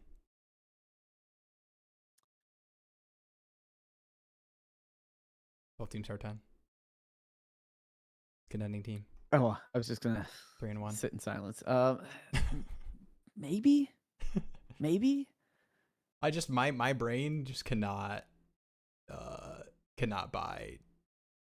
Maybe it's okay. We should move on. We're going lightning mode. I'm sorry. How much of a priority do you put chasing the 101 if you know you're not making the playoffs? Are you okay with getting the 1, 2, or 1, or 3? If you have young foundational pieces that are producing, are you willing to move off of them for picks at slightly under market, or do you not put too much value on emphasis on making sure you get the 101? It is early in the season, so the truly winning the 101 race, I think does start now. Where in the Bravo Daddy League, I moved off of Gibbs for Brees. I think Brees at a first and a second, like those types of trades that feel gross, but you're locking yourself into, I'm starting Dylan Lowby. That was just a Brees homer. Yeah, I put Brees on the block. You got the Braylon Allen IR stint. Maybe somebody wants to trade for him. Maybe you, Jeremy, believe you're a contending team in the Bravo Daddy League. No, so I'm figuring it out. I would not hurt my future too much to do this, but I do think that most tanking teams, you should just be moving off of running backs. Like, you would probably want to get more than a second for Tony Pollard, but you take it for a second. I mean, you might even have to be like 2/3. Like, at least I get something that fits my window. Right. Yeah. So like those kind of trades, I think you definitely are going to make. Javante's value. I don't think you're getting a first. But I think you could add on like to 2 seconds. I think you could add on to Javonte to get a first if you're trying to sell them, or I think 2 seconds. I'm probably not selling my Javonte on a contending team that I need the running back production for 2 seconds, but you could talk me into a different contending piece and a second. Kamara in a second. Yeah, I do that. Boom, I like Javonte. BY. I like Javonte. I think he looks pretty good.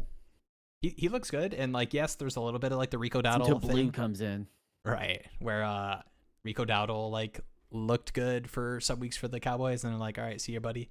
But I could see Javonte taking a 2-year whatever nice deal after a good season. All right, we are hitting the live stream ask questions. This first one, shout out Big Diaz Energy, posted this in the Daddy Club live stream.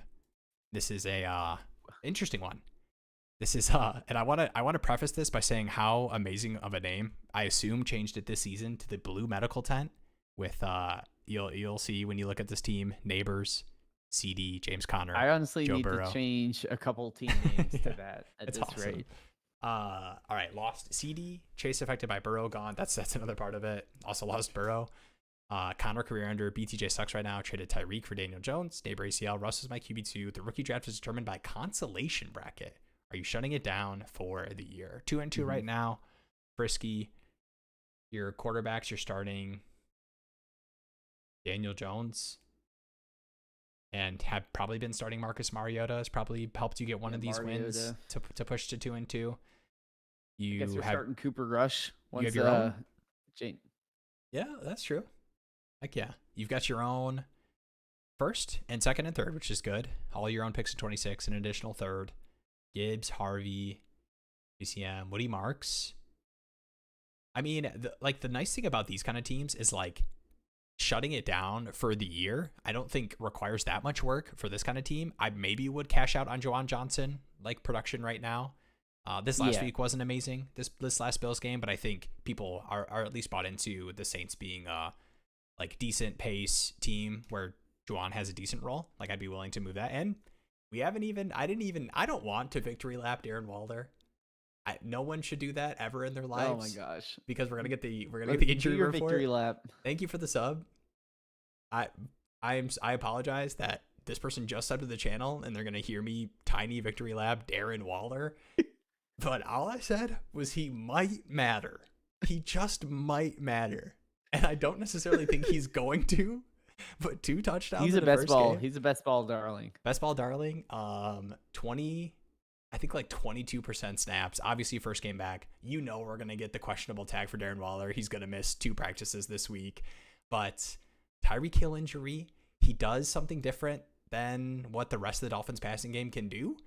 And seeing him have one of those receptions, be in the middle of the field, Tyreek gone, this team's gonna suck. Be playing from behind. And I think if Darren Waller can push himself to like 60% snaps, he is going to be one of those hashtag tight ends don't matter. So let me just plug in Darren Waller, tight ends. And that's what I'm all about. And I'm done talking about Darren Waller. Okay. I mean, I guess with Taysom Hill, Foster Moreau coming back, you might have to lock in some Darren Waller. There you go. Yeah. So this, I don't know. Would you, with all of that being said, I think the true question here, without even talking about specific trades you would do if you were shutting it down, is there any chance you try to turn this team into, let's see if I can make the playoffs? CD's hurt right now. Neighbor's ACL. You don't have a QB2 after Cooper Rush is done. I'm curious because he did mention the consolation bracket, or like the consolation bracket decides the draft order. Yeah. So is it I would win, set myself up for that. You get the higher pick? I believe if so. That's kind of that's what I was thinking, and I'm like, okay, well, looking at this, like, I don't necessarily want to go full tank. I do think Chase, Neighbors, Lamb, Thomas, all insulated long-term wide receivers. Gibbs, Burrow, kind of locked in. Daniel Jones has played himself into being a great QB2 for Burrow long-term, because I expect him to have some sort of role. And then, like, I love all the QBs that you have here. You can kind of plug and play with that. Hopefully, you can figure out, like, maybe the Browning owner is like low on his dude or something. You can like trade him a Cooper Rush, or like find a cheap. I always have a backup super flex option, potentially, because if you want to win that consolation bracket, you can't just be like, let me sell anything with a pulse. But I'd be like, what's the cheapest option without dipping into my picks to just make this team kind of go along? And if I sneak into the playoffs, cool. Otherwise, I'm fighting in the consolation bracket, and by that time, I mean, CD will be back. BTJ hopefully will be back in rhythm with T-Law. And then you got Jamar Chase, hopefully. I mean, they might trade for Winston. They might trade for Russ. They might trade for Kirk Cousins. They might just roll with Browning when they don't have to play, top defenses. Ethical tanking. And Jamar Chase might be a serviceable wide receiver. So, and add on to it, Harvey looked like a guy. You heard it here first. Woody's Roundup. Heck yeah. Might be a guy. Like you might look up and be like, and worst case, not saying you're not gonna win. Dude, the mixed stuff is spooky still. Like the last stuff we heard was like no timetable, and hearing that at this point in the season is like, okay, we're actually not gonna see this guy this year. So he's cursed. He might be cursed. But yeah, I think like if you could cash out on Juwan, that would probably be the only thing that I would be willing to do. Like with this team at this moment, especially considering the consolation bracket stuff. I mean, this is a contender with just Janu. Like if you could turn Juwan and something else into I would also still like keep my ear to the ground and like try to feel other teams out that might be concerned about some of their players. Yeah. Right? Like a team like let's see. If anyone got like like this team's 4-0. The Midget Murray. The Midget Murray is the one I just pulled up with Janu at tight end. That would probably be the only Janu target team that would be willing to trade for, and is like, okay, if I plug in Janu, I'm 4-0 right now. That does help. Darren Waller for first. I mean, would you? I mean, like you could go here and be like, hey man, like, I mean, they're also rolling out Aaron Rodgers. I mean, you could say, hey, maybe I could drop in a Daniel Jones. This team will be like, yeah, I'd do it. I mean, they also might even you might be able to get a good premium on one of these elite wide receivers, like a Jamar Chase or a CeeDee Lamb. and be like, okay, let me get Zay Flowers and a first and plus something else. If you really do want to kind of do a teardown and build up more future picks, but I wouldn't necessarily do anything now. I don't think outside of like maybe moving like Johnson, right? Outside of that, I would just kind of play the game. Like, what injuries happen next week? What contender loses a player they need? And then say, okay, cool, I can kind of fix. And because nothing is better than when, like, if you're a contender and you lose, like, you lose a player, like Neighbors. And then someone's like, oh, but like, here's Brian Thomas Jr. Like, and then you can work out some sort of deal that way. Dude, healthy. Because, like, they're like, oh, I'm getting someone good. I'm not, like, getting, offered scrubs. But you can still get, like, you can kind of stack some long-term assets on your roster. And we'll close this one on this because Diaz doesn't need to hear this because I know he feels it. Dude, this team would be pretty sick if without the injuries. We've been there. Burrow, Chase, Neighbors, the rookie running backs doing what they're doing right now. Like, this team with this wide receiver core with, like, Harvey and, whatever is the Bengals defense. I'm not going to, like, lock in RJ Harvey to being because we still saw Dobbins hit 100 yards this last game, but yeah, I don't think you need to do much with this team, but I would definitely keep the year open. We've got Garbo here. Next team question. This is another man. A lot of these injury-ridden teams, but I guess this one's not as bad, but it does hurt a little bit. Team is 1-3. Good Lord, the live stream ask was popping off, man. And it seems like I'm losing a player a week at this point. Oh, do I continue to ride until Lamb and Rice return, or should I start selling pieces to rebuild now? This is my most promising team coming into the season, so it's been rough. Damn, that's tough. Yeah, man. Tyreek, Jaden Reed, CD for a couple weeks, James Conner, JJ McCarthy. How low are you on Tyreek Hill? How low am I? Like, is it literally like any third? Like, I had a friend text me and he's like, I had Tyreek Hill. Someone offered me a third and I accepted it. And I'm like, yeah. I mean, like, he's 31 and dealing with, like, like a Tank Dell type injury. Yeah. I probably, it would need to be a pick that it's like a worthwhile enough format. So like in really shallow formats, a lot of times I am just going to take the bet on the player that could give me one season or two of like meaningful enough production for like a third round pick. But yeah, in any deep formats, I'm fine trading Tyreek for a third. If that third can turn into that plus a player gets me, something that's impacting my roster, or it just makes sense to take bets on third round picks. So yeah, I'd be fine with that. I guess a fun experiment. Who do you feel better about long term? Tyreek Hill or James Conner? James Conner. Yeah, I was thinking that too, and I was like, that's weird to say because when the James Conner thing happened, I was like, James Conner's out of the league. Because you get the contract, it's like it's tough too with these, like, and you could say the same thing for Tyreek, but I think you probably feel worse about that injury, especially happening at this point in the season. But yeah, James Conner, at least like contract wise, I believe has one more year, and then like any of these guys that are like, I don't want to get too analytical on like this is the guy, man, like the team and the coaches love this guy, but like James Conner is that guy, like if he is rehabbing, and he's going to be attacking that rehab, man. I don't know if Tyreek's going to attack this rehab. I don't want to put that out into the James universe. Conner beat cancer. So. Yeah, come on, man.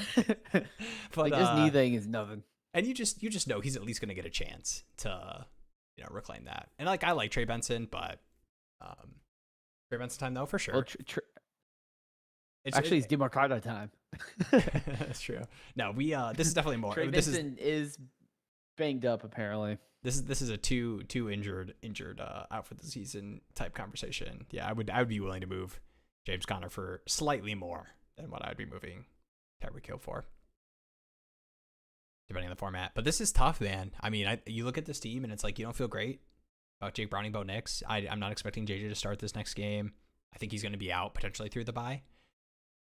All these injuries, Gibbs, CMC, you're having to start one of these running backs.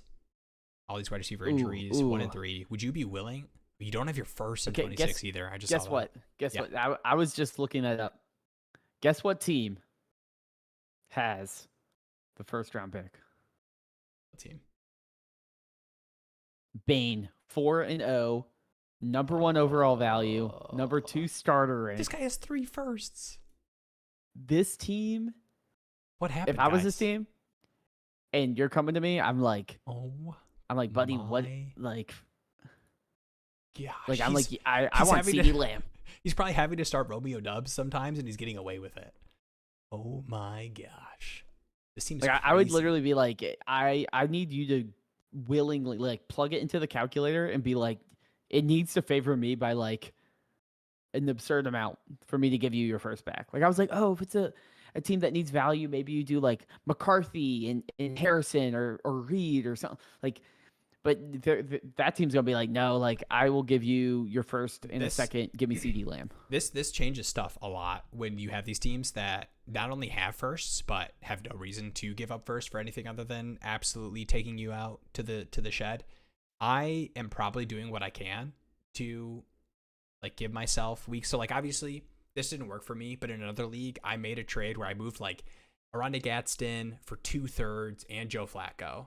And it's like, okay, I'm losing out on the hype of like an up-and-coming, tight end, and he's going to see an increased role. But it's like I'm cashing out similar to what I paid. I'm getting a little bit of a, I drafted him in the 3rd, get a 3rd-round pick.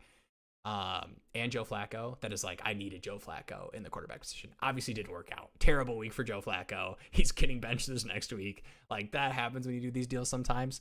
But I would be more willing to do those kinds of moves on this kind of team when I don't have my own first. And it's like, okay, yes, you could pack it up, but if packing it up means you have to trade like Rice plus to get your first back, it's like, oh man, that hurts. That's the issue. I will say, okay, here's one thing. This team 4-0, they're failing themselves. They have all these picks. You have Christian McCaffrey. True. I think that could actually work. Because everyone else, I'd be like, I don't care about Marvin Harrison Jr. over start there, in early 26. But if I'm 4-0 and I have so many picks, I have so many other first-round picks, I don't really care.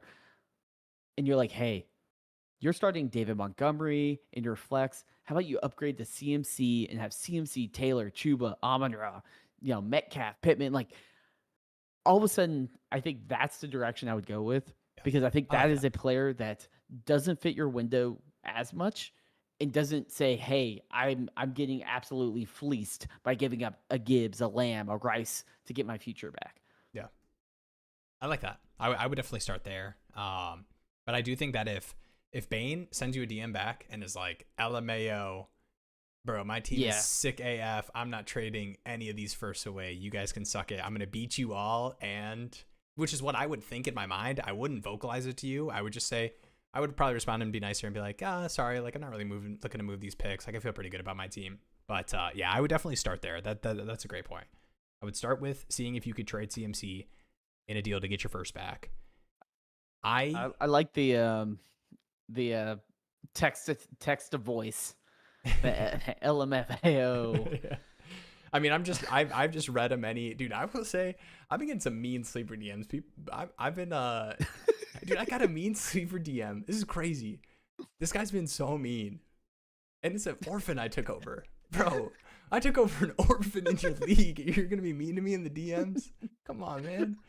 I'm about to re-orphan this team. You guys can find another guy. No, I'm just kidding. But I think that's a good starting point. But I do think so what I said first, I would do second. So I would follow my path if Jeremy's path doesn't work because I like that better. I would maybe try to find a way to plug holes enough to like make a push for the playoffs. I would not move your own second if possible. Like if you can find creative ways to do it with some of these. I mean, you can start like Thornton until you get Rice back. Thornton's not bad. You can start Mason Taylor in the flex depending on the tight end premium for this one. Like I don't even think Thornton is someone that's gonna like necessarily lose his role. Like I feel like it's like more him and Worthy kind of overlap.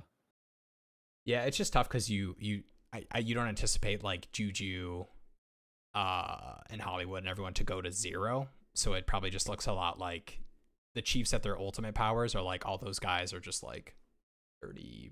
It's Rice with 10 targets, and then you just hope Xavier Worthy rips one. So I like that too, and I think we can. So yeah, I would definitely do that. Let's go on to this one we just did. All right, got this one here. This is Tato. Started with a hello friends. Very sweet intro here. 8-0 right now. So this is a little different starting point for this one. No offense, Garbo. This team is Tattoon Top. Was fully expecting to start rebuilding this year until every possible good scenario happened for my team. Wow, what a refreshing live stream ask. Yeah, it's been injury. Everyone's like injury hell for everyone. My team's a looking pretty good. hospital. This is single quarterback. I do wanna shout out single quarterback here, which is hilarious to have a Drake May, Brock Purdy, Sam Darnold in a single quarterback. But we'll read the rest of this. 8-0 right now. Can't help but think I should contend right now. You should.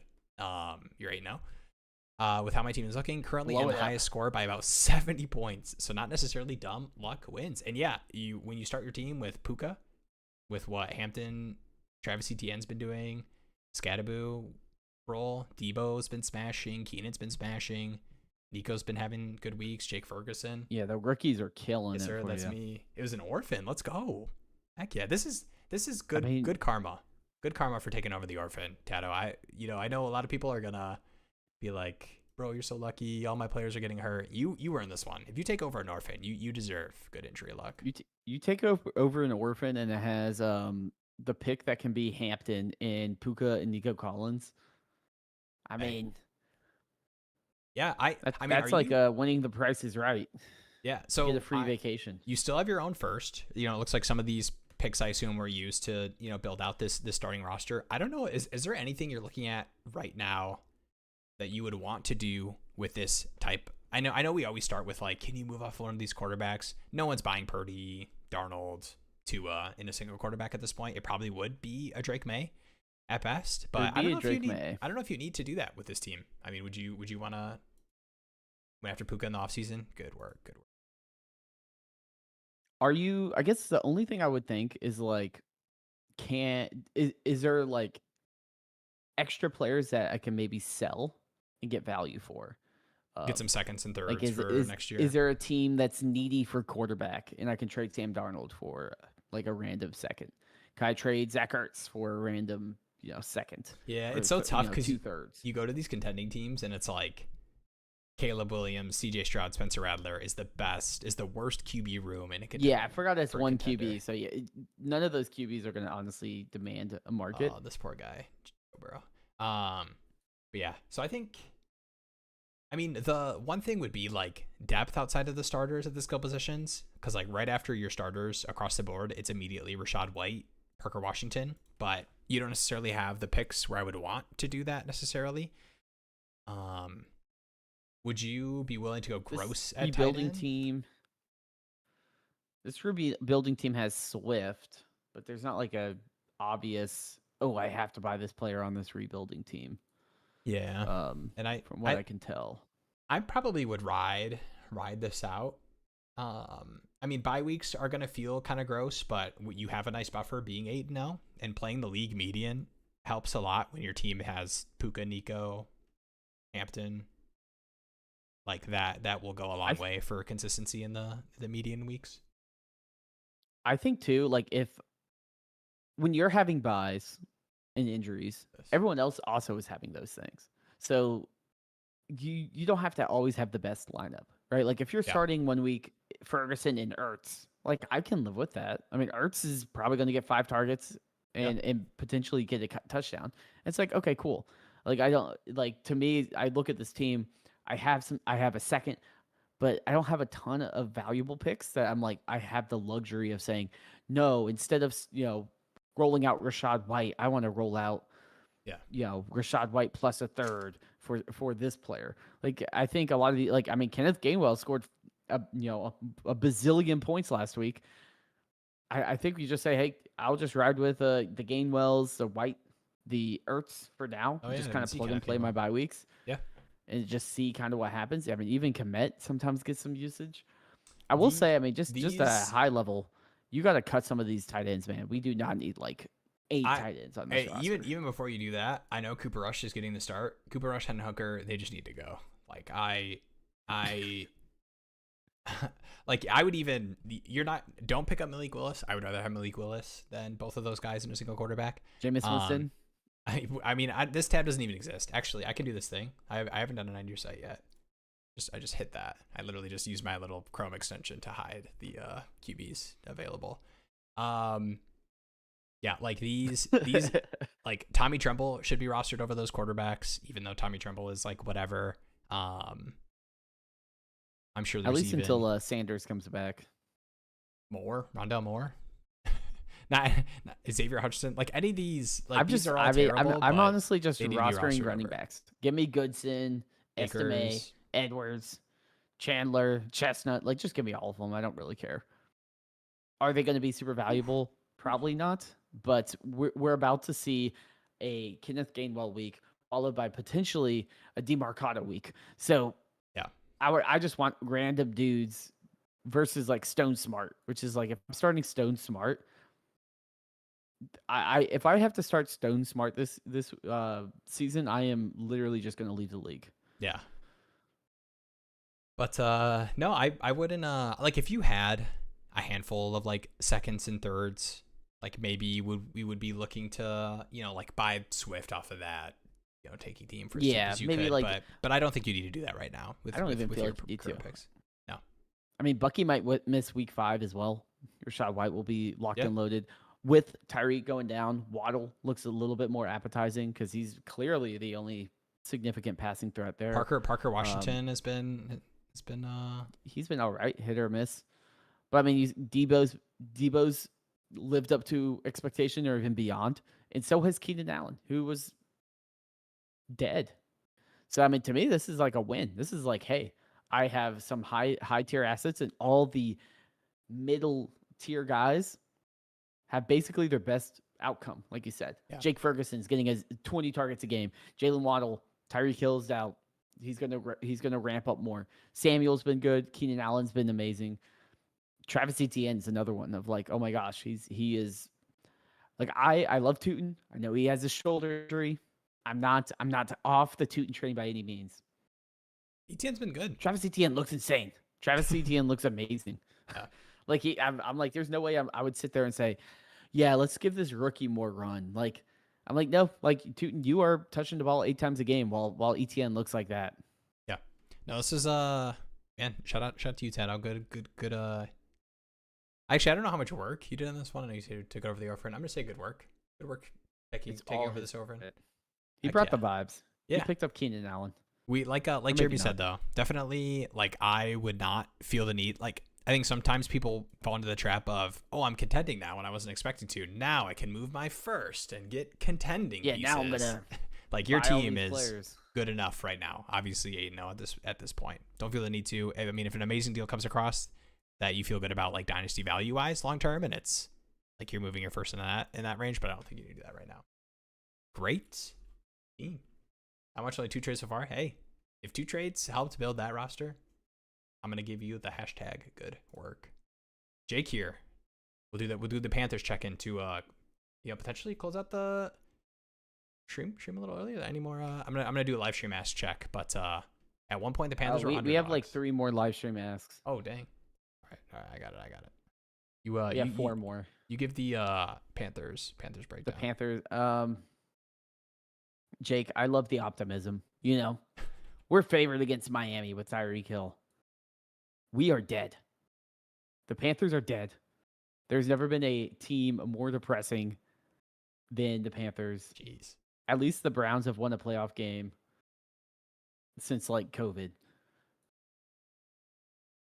But yeah, I mean, I hope we beat the Dolphins. But yeah, I mean, I just think it's over. Like we need to flush the whole thing. We have 3 NFL players. Our linebackers are the worst linebackers I think I've ever seen. What happened? What happened to us, Jake? Jake, are you can Bryce figure it out? I need to know. What is Andy Dalton doing to this team? Does Will Levis have a better shot of being an NFL quarterback than Oh, no. Bryce Young at this point? Yes, Echelon, we're still taking trade questions. Feel free to continue to talk in the chat. Thoughts about Canales? I think it's all right. I don't like our defense. Like, I think we need to just accept that Everett is just not going to work. Yeah, I think we run a 3-4. We don't have to run a 3-4 at the NFL. You need like an elite nose tackle. We don't have that. So it's that, I mean, the issue is like when you can run the ball like 8 yards per carry, there's nothing we can really do, even on the offense, to stop that. And then I think on the offense, there's obviously offensive line issues, all of this. I just don't think Bryce Young is a play. Like, I think he's like a 30th ranked quarterback in the league at this point. Like, I think, he's someone that, like, if I'm a team, I can have him as a backup. He can come in, maybe win me a game. I don't think he has the upside of elevating a team super high. This offense should be decent. And sure, we're going to have Coker back. And I think our scheme is decent. I do think our situational awareness isn't the best from Canales. Like, it was like 3rd and 15, and we ran the ball down by like 20 and then punted. And I'm like, okay, like, we're just losers. Like, that's the mentality that we have. But I don't know. I mean, I hope sales are doing good. But I don't know if the product on the field is super optimistic. I mean, I think with Tepper, though, who's fired everyone after 2 years, I don't think Canales is going anywhere. I think realistically, it's going to be a see a Bryce type of situation. Give Canales one shot to either bring in a vet or draft somebody, and then give him one more shot. Because the next time we clean house, I want it to be a complete clean house. I don't want the same GM. I don't want the same coach. I want everyone out. We haven't done that since Ron Rivera. Is just get everyone out. Because we're like, let's keep Dan Morgan. Let's keep, Gettleman. Let's get rid of everyone. We just need to kind of reset the entire culture. All right, here's my 2 seconds on it. You earned it being a Panthers fan. I have a lot of what's it called? Sympathy, empathy, all the pathies. Yeah, true. You're a Lions fan. I still have it, even being good. I haven't forgotten you also. Previous and current bad teams. I was once you. All right, I'm gonna give you this one from Echelon here, and then I'm going to get locked in on getting these live stream masks ready. 12 by 10 PPR, no tight end premium. Just sent Olave, Ayuk, Strange, and a 4th for Lad in London. Sorry, Lad in Loveland contending, but this felt like an easy win.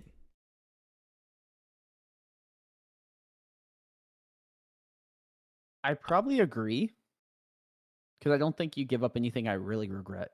Like, I don't like. What's your? It's kind of like you're lower on Lad than me. It is weird. It is weird where it's like Lad. Like, I like Lad. Loveland, I'm like, like, I don't know how much I love that in a non-tight end premium, but I'm sitting there and I'm like, well, I mean, it's Strange, Ayuk, and Olave. Like, cool. Like, I also free up a roster spot, so I mean, I like that move. I think Lad has upside.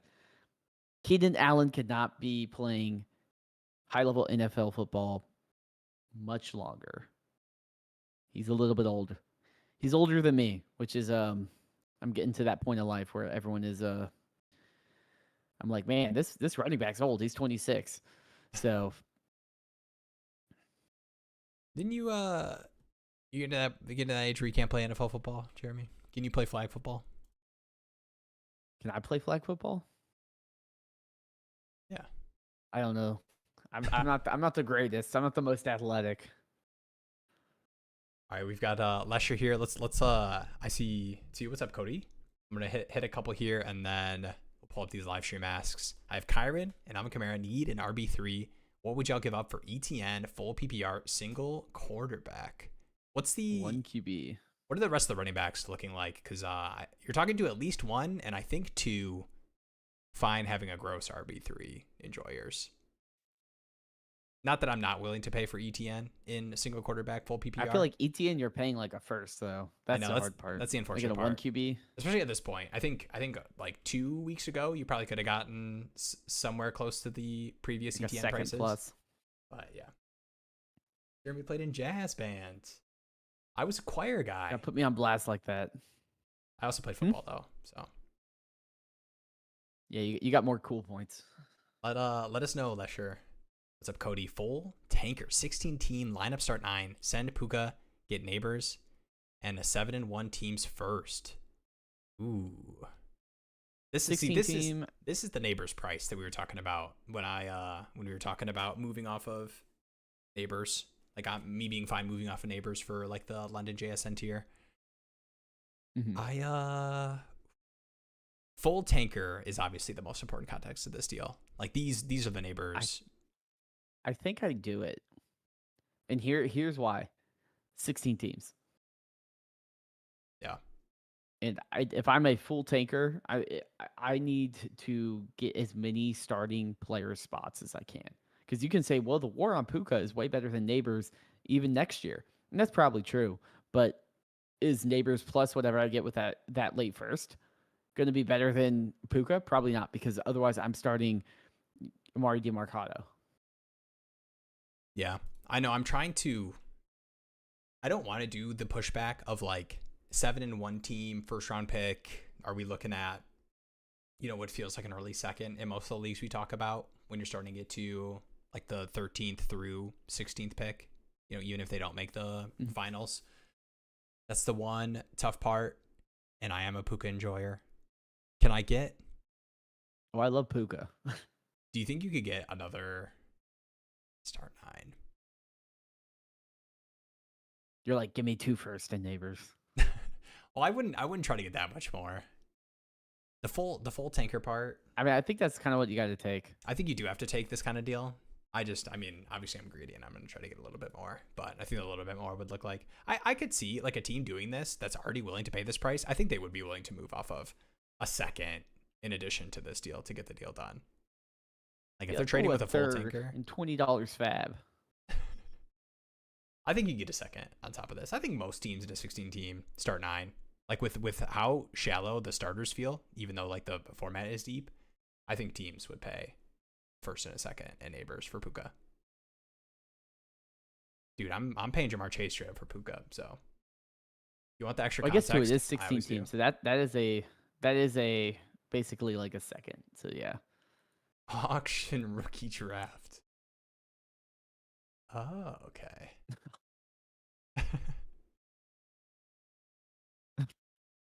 Okay, so can you get the rookie draft fob or whatever? What does that mean? Yeah, how does that work? I'm probably just missing my brain. This happens a lot in these yeah, kind of like you had one unique wrinkle and my brain like can't connect the final puzzle piece, and it's like none of this makes sense now that this has been added to the wrinkle. So Cody, give me the breakdown for what exactly that looks like when you have the 7-1 teams first. Maybe is it a certain amount of budget you get based off of finish? I should not be guessing. Just let me know, Cody. That would be my guess. It's like, oh, this first round pick is worth whatever. Right. So you could like have the strategy of bidding on like you have the 1 overall or 101, but that means you have so much money, and let's like instead of taking Genty, I'm just gonna buy Ibuka and Quinshon Judkins or something. Like that's what I'm doing. Yeah. That kind of deal.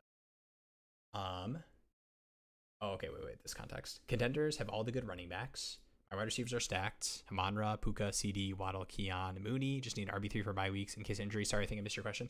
No, so that is good context as well. My question was, I know you said need RB3. Like, tell me what. Okay, so for bye weeks, so you don't need to start this running back is what I'm hearing. So let me know what the rest of your running back room looks like. Even if the names are gross, I still want to hear it. Even if it's like Kenneth Gainwell, Justice Hill, like let me know what those next names are. The $1 million question. Actually, this is probably like the $13.99 question. What can I trade Pacheco for? You doing a second for Pacheco? In leagues where seconds can get me something, yes, I am doing that. You're not getting anything more than that. Yeah. I was like, I feel like. Where's the light at the end of the tunnel? A lot more running backs when Kareem Hunt is having a similar role. Like the light at the end of the tunnel is. There is none. How can it get worse? That's the light at the end of the tunnel. How can it get worse than Kareem Hunt? And it can't, because Brashard Smith is there and is already getting some increased involvement in the rookie season. So it's a second. I'm cashing out for any second. Okay, here we go. I need to understand this context. Every pick correlates to a value, and the rookie draft is slow startup style, basically. Okay, cool. I was right. Let's go. I guess I don't know what else. You're so smart. I am so smart, but I don't know what else. You still got it. What other way the auction could have worked? So I guess like the additional context, which you said is impossible. I assume having to break down, like, you would have to list out all 16 teams auction value correlated to the pick for me to like fully get the breakdown. Sean Tucker, Jerome Ford, Kendrick Miller, Devin Neal, had Najee, but rip. Yeah, I will say. Oh, dude, I also realized I will say all the time when I'm editing the videos. I said it like 4 times. In the video tomorrow, watch me say I will say 20 times in the Fixing My Dynasty Teams video that's dropping tomorrow. I have my ticks too. It's the saver. I'm trying to stop myself from saying That was my big thing in school presentations. Big guy. It is bad, but here's what I'll say, Lesher. I will say that anytime I'm buying depth in these leagues, I'm trying to do it when I need to, because you never know when Bucky is out week 5 and you need to play Sean Tucker. And it's like, okay, I could send a first round pick for ETN, or I could just plug in Sean Tucker and take the projection miss for the week, but get to hold my first round pick.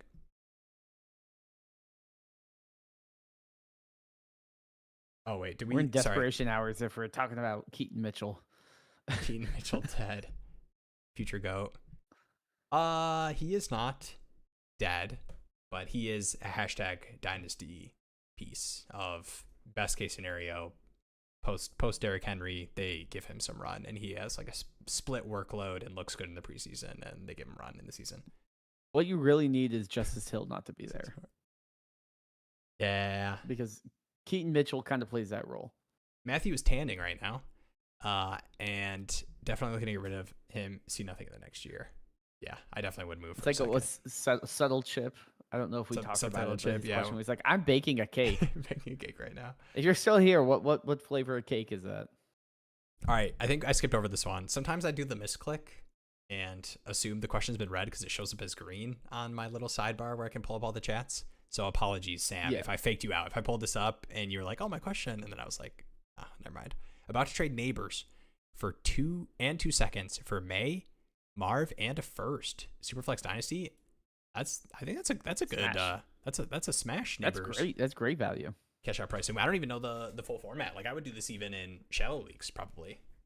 I mean, Superflex Dynasty, but yeah. I mean, we talk about moving off of May just because of the like price he carries on like any trade calculator site you look at, Dynasty rankings. But yeah, I mean, Marv, and you get the first. They're trade calculator sites.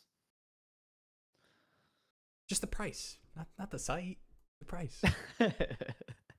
All right, we're hitting these. Xavier Lopez. No, I agree. We're going live stream ask. 12 by 11, Superflex, start 11. Yes, 0.5 PPR. Tight end premium. Hard contender. Oh, plus gave Neighbors marks. Got QJ and 2 mid firsts. Neighbors was my wide receiver 3. Marks is my RB5. Are you moving Neighbors and Marks for QJ and 2 mid 26 firsts? Yeah, I would do that. It's good. It's just anytime you can cash out for Neighbors for a deal that I would see go through pre-Neighbors injury and be like, yeah, I'd take the Neighbors side, but it isn't terrible. Like, I'm doing those deals. Yeah. Every day of the week. I mean, it's like the deal Sam had, where I'm sitting there, I'm like, that's probably a deal someone would take pre-injury. I'm like, you're getting full price for him. Like you want to be, those first can Yeah, be I started. mean, Marvin a first for neighbors isn't that crazy of a deal. That all right, 16 by 11. It's a deeper Superflex, 2 PPR, 10 in premium. Hard contender gave neighbors, got Tet. I could have gotten more, but figured it wouldn't kill my team. I mean, I like T-Mac. I've been talking about being so ready and willing to move off neighbors for the London JSN tier. I mean, how far behind is McMillan at this point?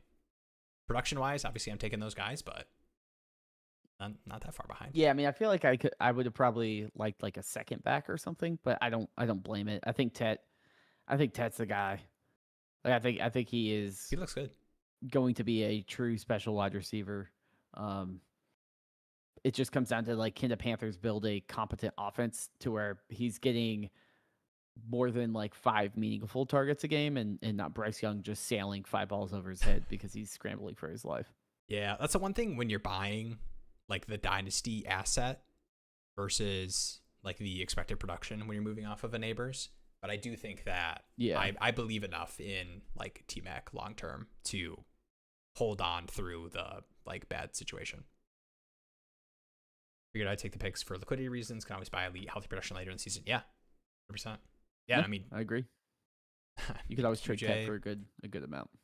QJ was, I mean, I wouldn't have banked on it for the full season, but QJ was outproducing neighbors up to that point in the season. So QJ, right. Wide receiver 5 after all these injuries. Yeah. All right.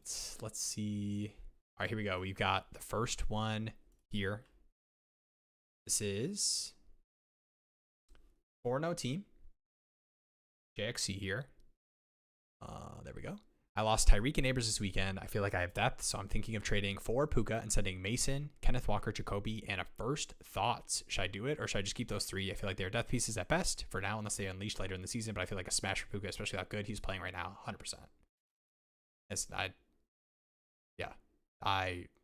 Yeah, no, you said that. I thought you would be like neighbors plus a first or like something like, no, the fact that you're piecing together those. I mean, if that's even, I don't know if this is like, hey, I'm thinking about sending this. Because like I think if I'm the Puka owner and someone sends me that, I'm like, I'm all right. And you don't. So it's a 4-0 team that doesn't have their own first round and pick, second this next year. And so like I understand being like a little bit wary about like moving more future picks to like improve your weekly projection. Would you rather like, so what is the Puka team? Like, would the Puka team be interested? I was looking at it. Trade? They have Jamar Chase, Nacua, London. They're 3-1. They have Harvey, Monty, Kamara, Dobbins, Burrow, Goff, Cousins. Honestly, if there's any direction to take here, that trade better have a quarterback in it. This team being 3-1, it needs to be crazy. Like it needs to be like Puka's Kyler Murray. You need to trade Kyler Murray or honestly Penix. They have London, so you might be like, oh, you could do the stack like Penix plus a first plus Kenneth Walker. The one tough wrinkle is the Lamar injury for the next couple of weeks. Yeah, but you got Murray and Daniel Jones. Like you can weather that storm. I'm so sorry. It's Mac Jones. Oh, Mac Jones. I know. If it was Daniel Jones, I'm 100% on board with you. But yeah, I think I would. Have you reached out? Would be my question to the Puka team to see if they'd be interested in neighbors. He's the one that told me that he would take that. I tried to send him a QB, preferred what I sent. LOL. It's so tough because this team is 3-1. But I just like, if you showed me this team, I would be like, and they were 1-3, I would think, oh, this team might turn into, let's just keep my young assets, cash out on Puka, and do the 1 year tank. Oh, wait, he countered? Yeah, you just take it. Who cares? I told him Kyler, Kenneth Walker, my choice first be countered with what I sent in the message. I mean, it's his funeral if he doesn't want to have a second quarterback. Yeah. Yeah. To me, I'm taking the Puka. And I'll have Jefferson, Neighbors, Puka. The difference too is Keenan like Allen. You just kind of treat Neighbors as being your 2 firsts that you have for the future. Like that's the 2 firsts that you are gonna trade for Neighbors, like when he's healthy. Oh, yeah, I like that. That's how I treated Rice last year. I was like, I had some teams that didn't have a 2025 first, but I was like, well, my first round pick is the trade I got for Rice. Next year I get Rice on my team. Dude, Puka is Jamar Chase with Joe Burrow to me right now. So, bang, I said it.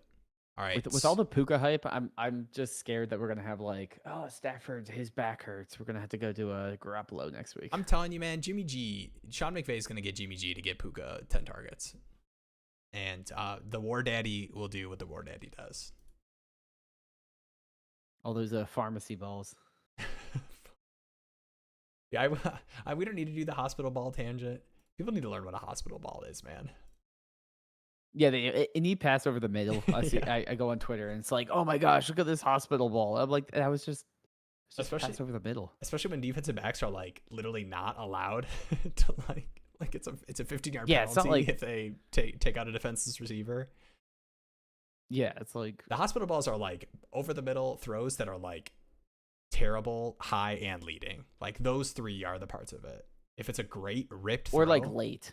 Like yes, if it's like a late throw and it basically is like, yeah, this wide receiver is going to get skewered. Yeah. 20. D2. All right. I don't know why I'm stalling by singing the numbers. Who should I try to trade Nico Collins We got for? a quick one. While I'm getting the next one set up. I clicked it. Good job. Yeah. We did it together. It was a team click. Okay, I didn't know if I click it and you click it, if it would hide it. If it was like a double click.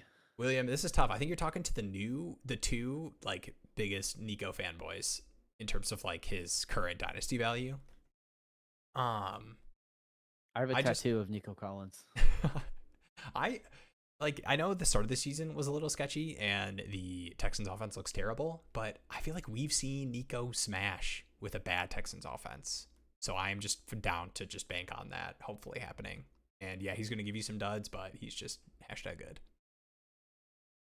Yeah, I mean, if I'm trying to trade for anyone, if you're competing, would you add a plus to try to get like a Puka, or is that just too much riding the hype? Like, I wouldn't add a first. Like, I think that's a little rich. Like, I would just... And you're not getting... The Puka guy's not going to be like, oh, Nico in a second. Like, like, me likey. It would need to be, like... It made sense player-wise. I mean, I could... You could talk me into like Nico. Daniel Jones and Nico Collins. If I have a Dynasty rich team, I could see myself doing Nico in a first for Puka in a second. If I was, like, really rich and I was like, this is how I'm going to smash. But I still don't love doing those kinds of trades because I love Nico.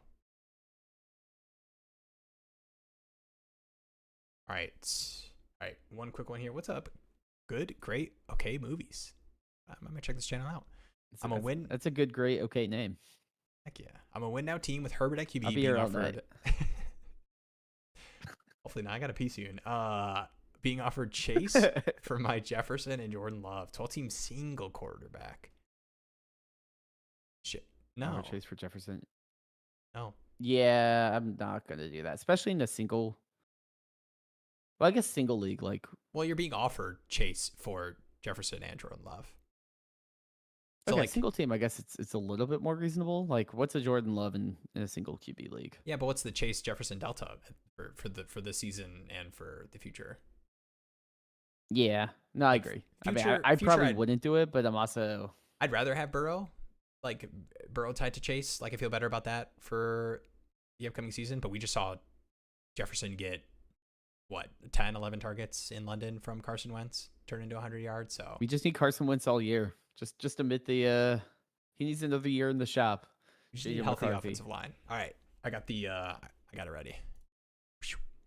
Bang! What's up? Hero Shema here. Becker Penguins. I get my team is rebuilding, but is it really that bad? 1-3. Josh Allen, Penix, Stafford, Winshot Judkins, Travion, Swift, Woody Marks, Lad McConkey, Marv, Pickens, Golden, Judy, Ridley, Aid, Chig, Gadsden. 2 firsts, 3 seconds. Would you be moving some of these seconds to like slightly improve the starting lineup just so that you can like try to get yourself out of this 1-3 hole? I don't really want to move a first, but no, I wouldn't move a first. Honestly, I don't want to say like you're you're bad, but like I think I'm more than like moving 3 seconds away from being like, okay, now I feel like I'm a solid contender. You have a ton of picks. Like you 3 have seconds. Judkins. Henderson hasn't really hit yet, but he certainly will. Woody's looking better. And then my wide receivers, I have Ladd, Harrison, like Pickens, like those aren't consistent enough to where I'm like, oh yeah, like I would feel like I would need to upgrade wide receivers. I would need to upgrade running back. 10 team start 10. So the lineup, like it is worse than it looks just based off of like what I'm not. I didn't mean that. Sounded really negative. I didn't mean it like that. I was more speaking to how my brain approaches. Like I mostly have like that. I have a 12 team start 10 mindset. Can we get CMC off this 0-4 team? You know, second plus what? Without moving a first. Yeah. Would Swift plus a second. Can we give them Golden? Golden in a second? Probably not good. I just don't think I'm doing that. You're not doing Golden in a second for CMC? Yeah, I guess you probably do want to make some of these receiver bets. All right, what's the let's find some running back on some bad teams that we can buy. I think what I'm doing is like selling, to be honest. Because it's not like I'm like 3-1, but my team is like, how did I end up here? Like, dude, you have so many seconds. I have two firsts. Two firsts, so many seconds. You have all your own picks. 2 seconds and 27 as well. Like I'm trying to use these seconds to. I'm not going crazy. Like I don't think you need to move all of them to improve your second lineup. But let's see. So your second's probably gonna be an early second. LT is 1 and 3 right now, so that's probably also going to be an early second. And then who is 4-1? Alex is 0 and 4, so that's also going to be an early second. So to me, I'm like, I'm just gonna like, I feel like I'm keeping all of those and saying my team. I need to be able to hit on next year's Scataboos and players like that all of a sudden jump into, oh, they're worth the first type of value. Like I need a lot of those types of hits. I just don't. I don't think this team's bad, but I know. I just don't want a Josh Allen year to like. I'm not worried about Josh Allen falling off a cliff in like 3 or 4 years. But anytime I have Josh Allen and like a decent starting team and a bunch of picks, I immediately go to, okay, how can I, instead of being fine starting.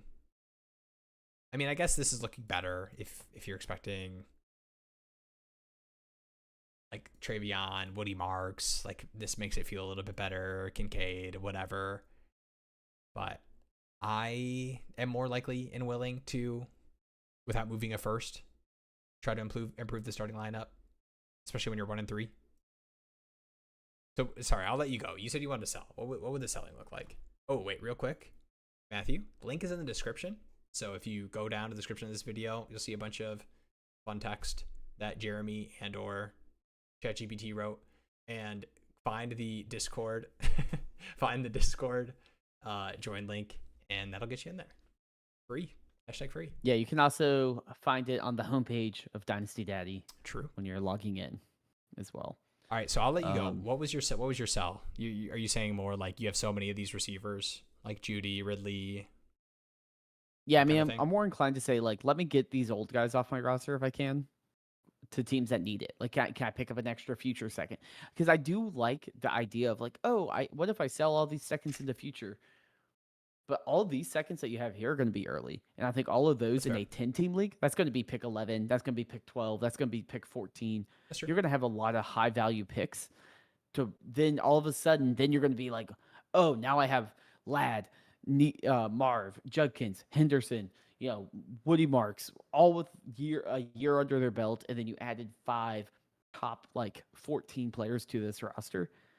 Now I'm sitting here being like, okay, I have so much talent that then I can take my 27 seconds and actually make a bet on next year's Tony Pollard type players. But this year I'm like, I already got one of those guys that called DeAndre Swift, and it's not changing my outlook. And so for me, I'm like, I need to get some of those locked in like green labels when I pull it in Dynasty Daddy. and it's like, oh, that guy has a green number. Like this guy is really valuable. I Okay. need a few of those players before I'm like, let me really start selling some of these picks off.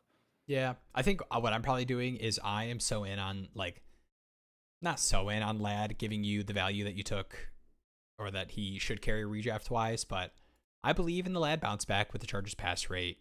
Marv is going to be a spike week guy. I don't think that's going to change based off of the touchdown we saw this last game.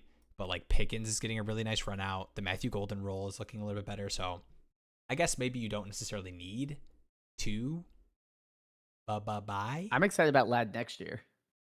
Yeah. All right. Like if Keenan's like, hey, this you is talked me into it a little bit. But I still would probably try to find one deal that I feel like really improves me for this year, because I think this team could compete if the stars align. And I always want to try to buy compete. Neighbors. See, I thought about that, but both what?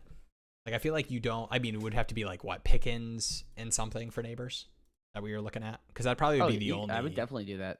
Would you do Pickens in a first for Neighbors? No, I'm not moving up first. No, I feel like that's what the Neighbors guy's gonna ask for, even if he shouldn't. Neighbors guy is 2-2. I mean, the issue too, it's a 10 team, so it's like, I guess, you know, if you want to move Josh Allen isn't as important in a 10 team, but I probably wouldn't move Josh Allen. Yeah, no, yeah, this team is. This team's kind of interesting. Start Geno. It's one of those ones where like you get every Sunday you turn on your red zone, you turn on your 8 screens, and I do. You're just like, oh, like you don't care who wins. You're just like, oh, I want Matthew Golden to make 2 plays. So just give me hope. Like I just want to see how open Lad is, and then Herbert look a different way. Like that's kind of what you're looking for. The open score is going to be so good this week, guys. Just wait until they refresh it. It reminds me of the It reminds me of like the Boston Celtics when they lost in the playoffs last year, and everyone's like, yeah, but their shot selection. Yeah. Like they choked every game away, and they're like, let's hang a banner for best shot selection because we had all these open threes. All right, I'm getting us off of this one so we can crank this next one. We do. Oh yeah, we did. All right, Tenaticus. You're next, young man or woman, young person or old person. Let me get.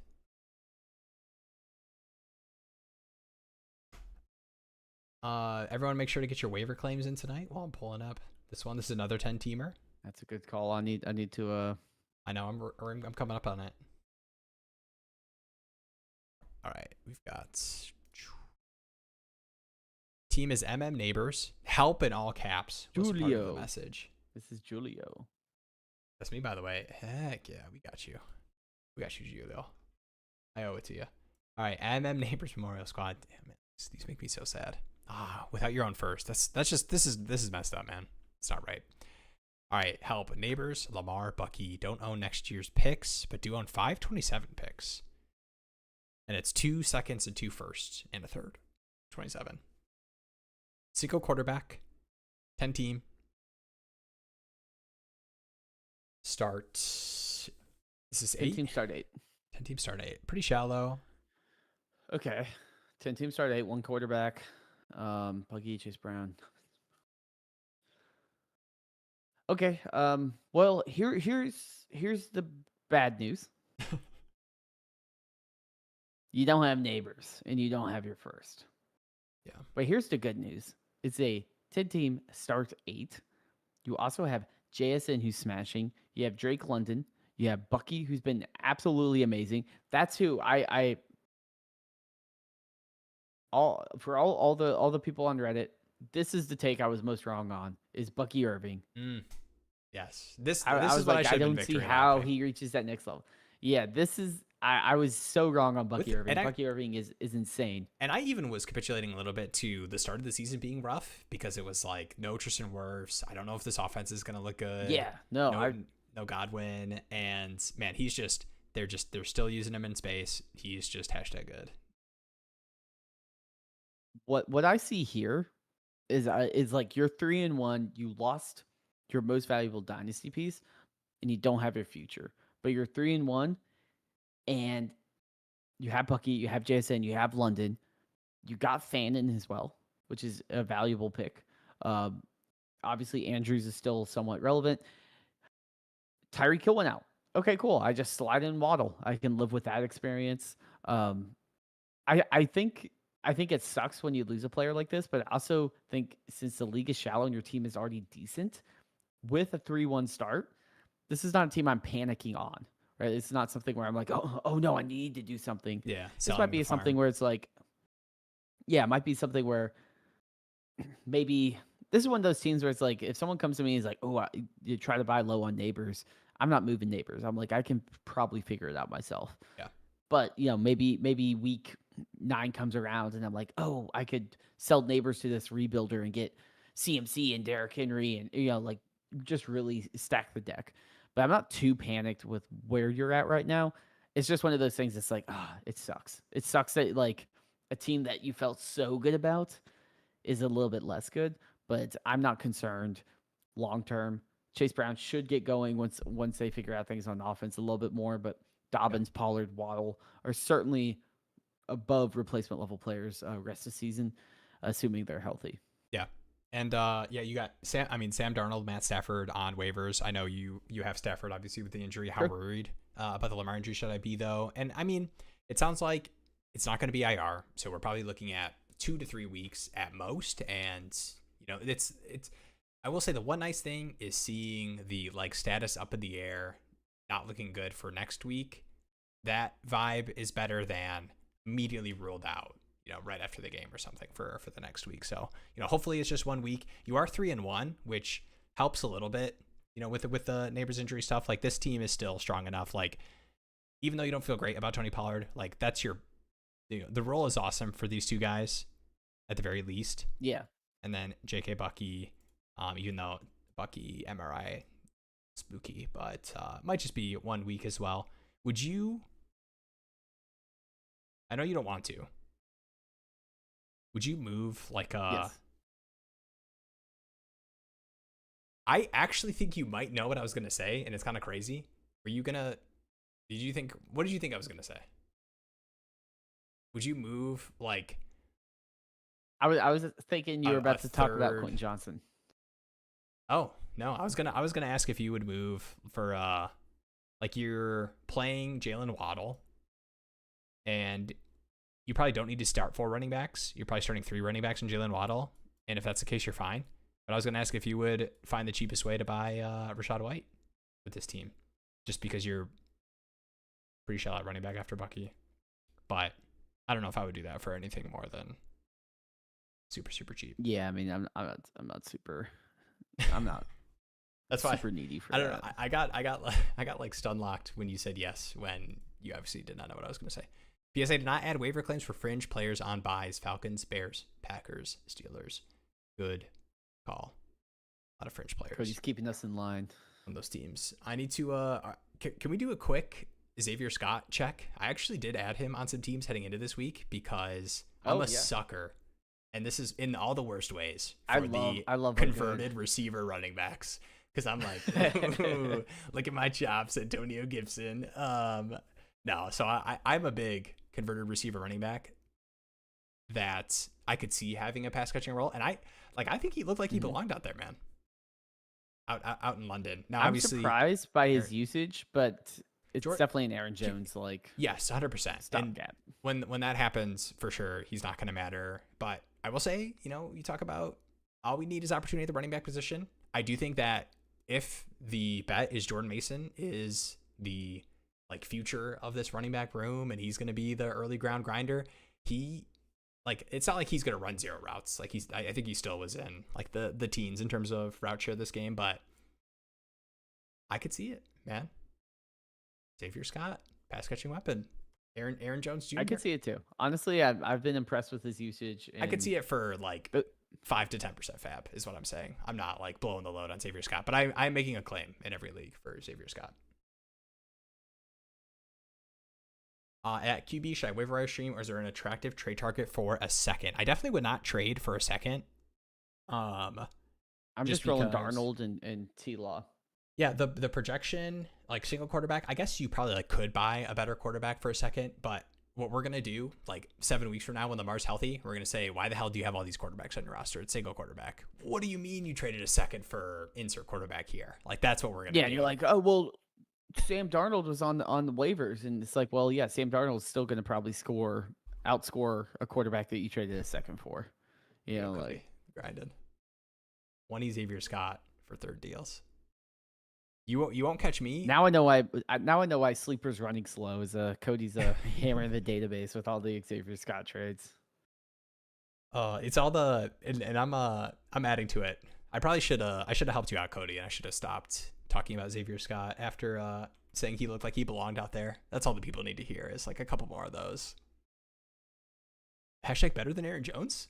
He had better production than Aaron Jones had this season. All right. I mean, I do think there could potentially be like post Aaron Jones. They're like, oh, like he's serviceable enough that then Mason becomes more of the one, and then they just kind of keep him as like a cheaper option than what Aaron Jones cost him. Yeah. Yeah, Waddle, definitely playing Waddle. Would you rather have... I'm kind of a Malik Washington guy, but I don't want to make that a big part of the conversation here. Who can I drop? Only the Dolphins had Jonu. I kind of like all these receivers. Like I like Isaiah Bond. Kind of like Thornton for this team that's kind of weak at wide receiver right now.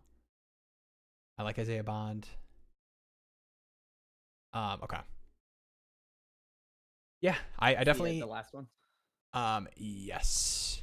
All right, Jeremy. What do you? Let's see. I'm gonna give Jeremy a question here while I'm pulling this one up. All right, Jeremy. The freshman. Who? The freshman. Who is your favorite freshman? I thought you just said who. Favorite freshman. What's the Jeremy McDonald's order? Let's do that while I'm pulling this one up.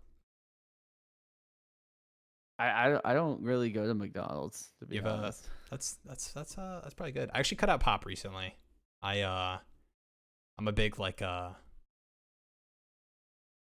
water packet guy, Crystal Light type, sugar free type eat.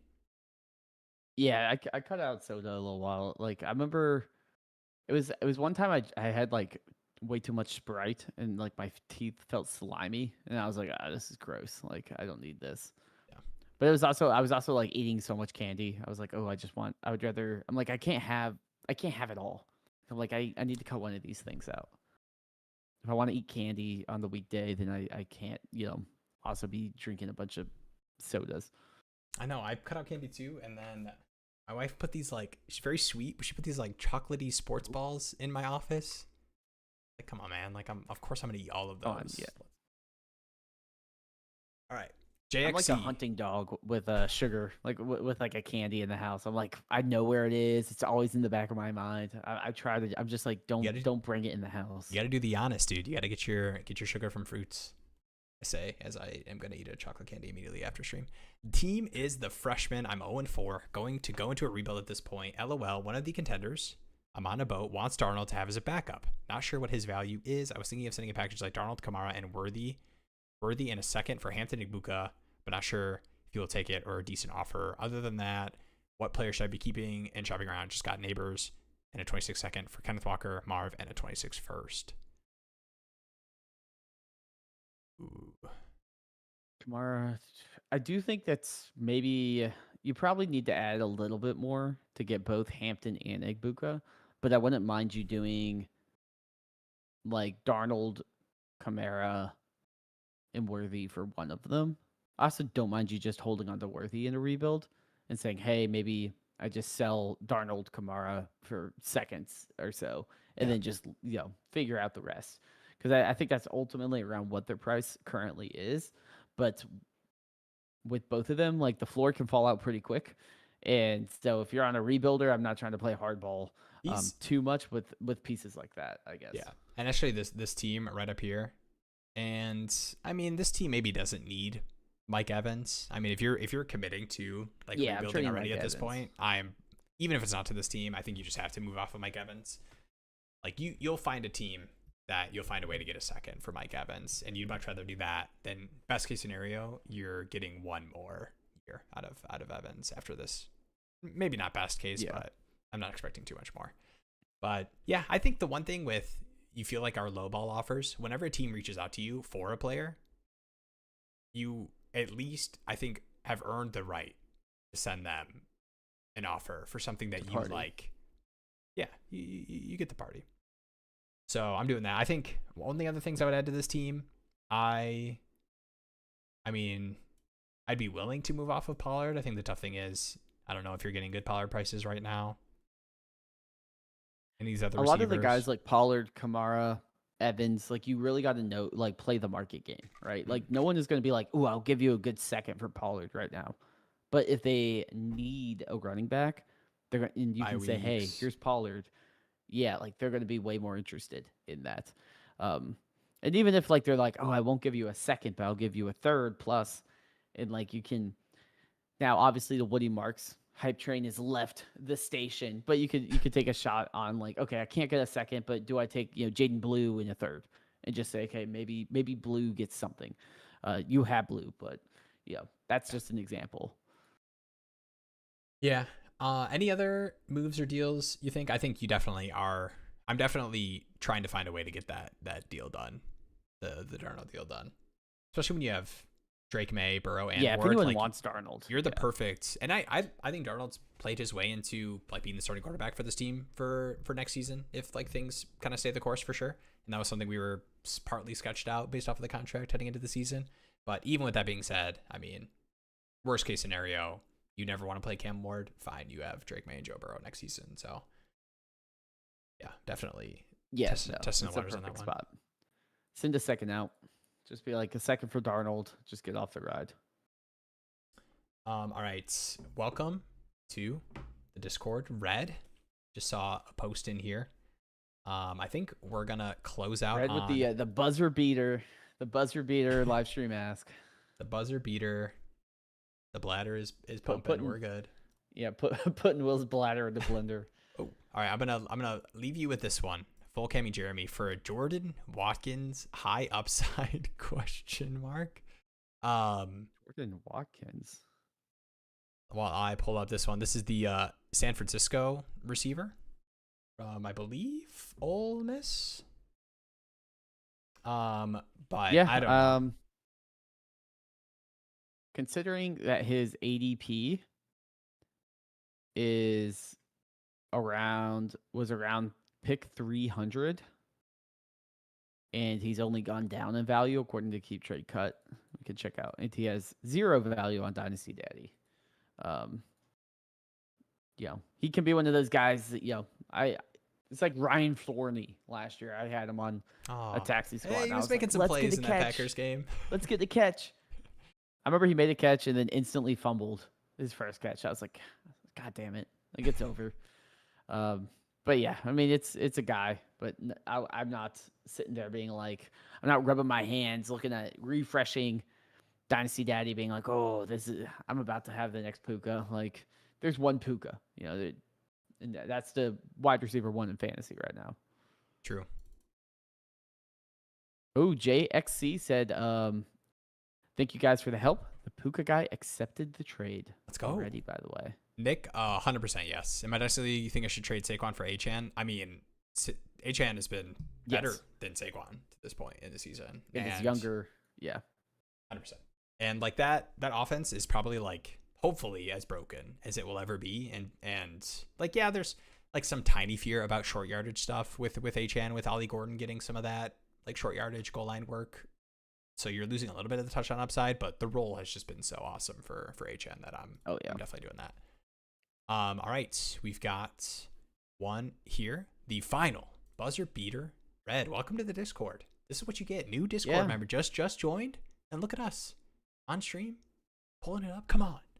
All right, started 0-3, and Lamb got injured, but went ahead with an all-in trade to complete the rebuild when the other manager said he was open to selling both Love and May. League has unhinged QB scoring, 6-point passing touchdown, -4 interceptions, +1 for completions, -1 for incompletions. Oh my gosh. Attaching the trade, let me know your thoughts. About to drop a bunch of fab on Cooper Rush to plug in this week with Love on a bye. Try to get back. Oh man. What do you think the completion to incompletion is going to look like for Cooper Rush? But no, he'll probably get some Justice Hill checkdowns. You'll be good. Any additional moves to make or stick with this and hopefully dominate once Lamb is back? So I do have the trade here that I am pulling up, installing. I'm running the show, but it's gonna cover up. It's gonna cover up the team. It's fine. One thing I do want to just touch on while you format it all. Yeah. Is like you got like guys like Ilyasova, Vele, Williams, DK. If quarterback scoring is so juiced in this league, I need to be rostering Jimmy Garoppolo. I need to be rostering all the guys that might get a chance to start. Yeah. Because they're going to be must starts in a 2 quarterback league like this. Yeah, like they will carry trade weight. People like we talk about it when it's like any fourth for my Mac Jones because I don't need him, but I've been rostering him. Like those players, like, are worth it. All right, got the trade right here. I was getting a little dizzy. All right, so this is getting Kamara, Jordan Love, Drake May, and Tyler Warren for 2 firsts, 26 and 27, and a second. Dak Prescott, Bryce Young, TJ Hockenson, and Manungai. Okay, I do like what's the tight end premium? So I mean the Tyler Warren is a huge upgrade to your tight end position. Do we have the I don't know if there's a tight end premium on this one. Bottom. I haven't looked. But yeah, 0.5 tight end premium, and it is big play bonus game too. So rush, 40-yard plays, passing touchdown. I think big plays across the board, like rushing, receiving. Oh, I'm blocking it, but yeah, 0.5 tight end premium. All right, how do you feel about this trade? 2 firsts, and it looks like it was his own in 26 and 27. Real quick, I'm going to move this over here for a minute. I'm going to block the picks and keep this trade up. So the starting lineup post-trade, you have Drake May, Jordan Love, JJ, Genty, Hampton, Kamara, CD, Nico, Marv, Golden, Olave, and Warren.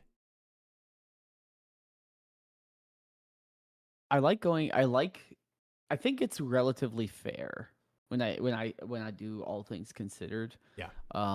Warren is probably a first and a second in a tight end 0.5 tight end premium. Yeah, like he's a first and a little sprinkle, even though it's like 1.5.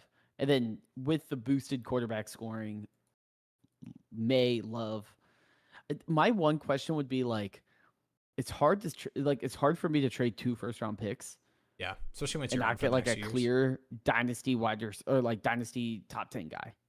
Like if I'm moving to like I'm like that, I'm really kind of hedging my future on that. And I wonder if like Dak Prescott's been playing well. Then I'm like if I was to make this deal, I'll be like maybe I just keep Dak, buy only 1 quarterback, and send off Bryce, and maybe try to like slim it down a little bit. Like if I keep Dak and drop like May on it or Love, like whoever they liked more, can I keep one of these extra first and just have a little bit more flexibility? Yeah. That being said, I don't think it's a bad deal. But you got to start rattling off those wins. Being 1-3 without 2 first-round picks is a tough spot. It is a little sketchy. I do like this context. Bryce's floor, this format is so. I'll move this below this. Is too low, and McCarthy's a huge question mark. So need the consistency at QB to compete. I do agree with that notion, especially with potentially you're missing out on JJ McCarthy through the bye. Like that hurts a ton. Like you need to be starting 2 quarterbacks in this format, like even more than any other position. Because like, dude, a good quarterback week is insane in this format. +1 for completions.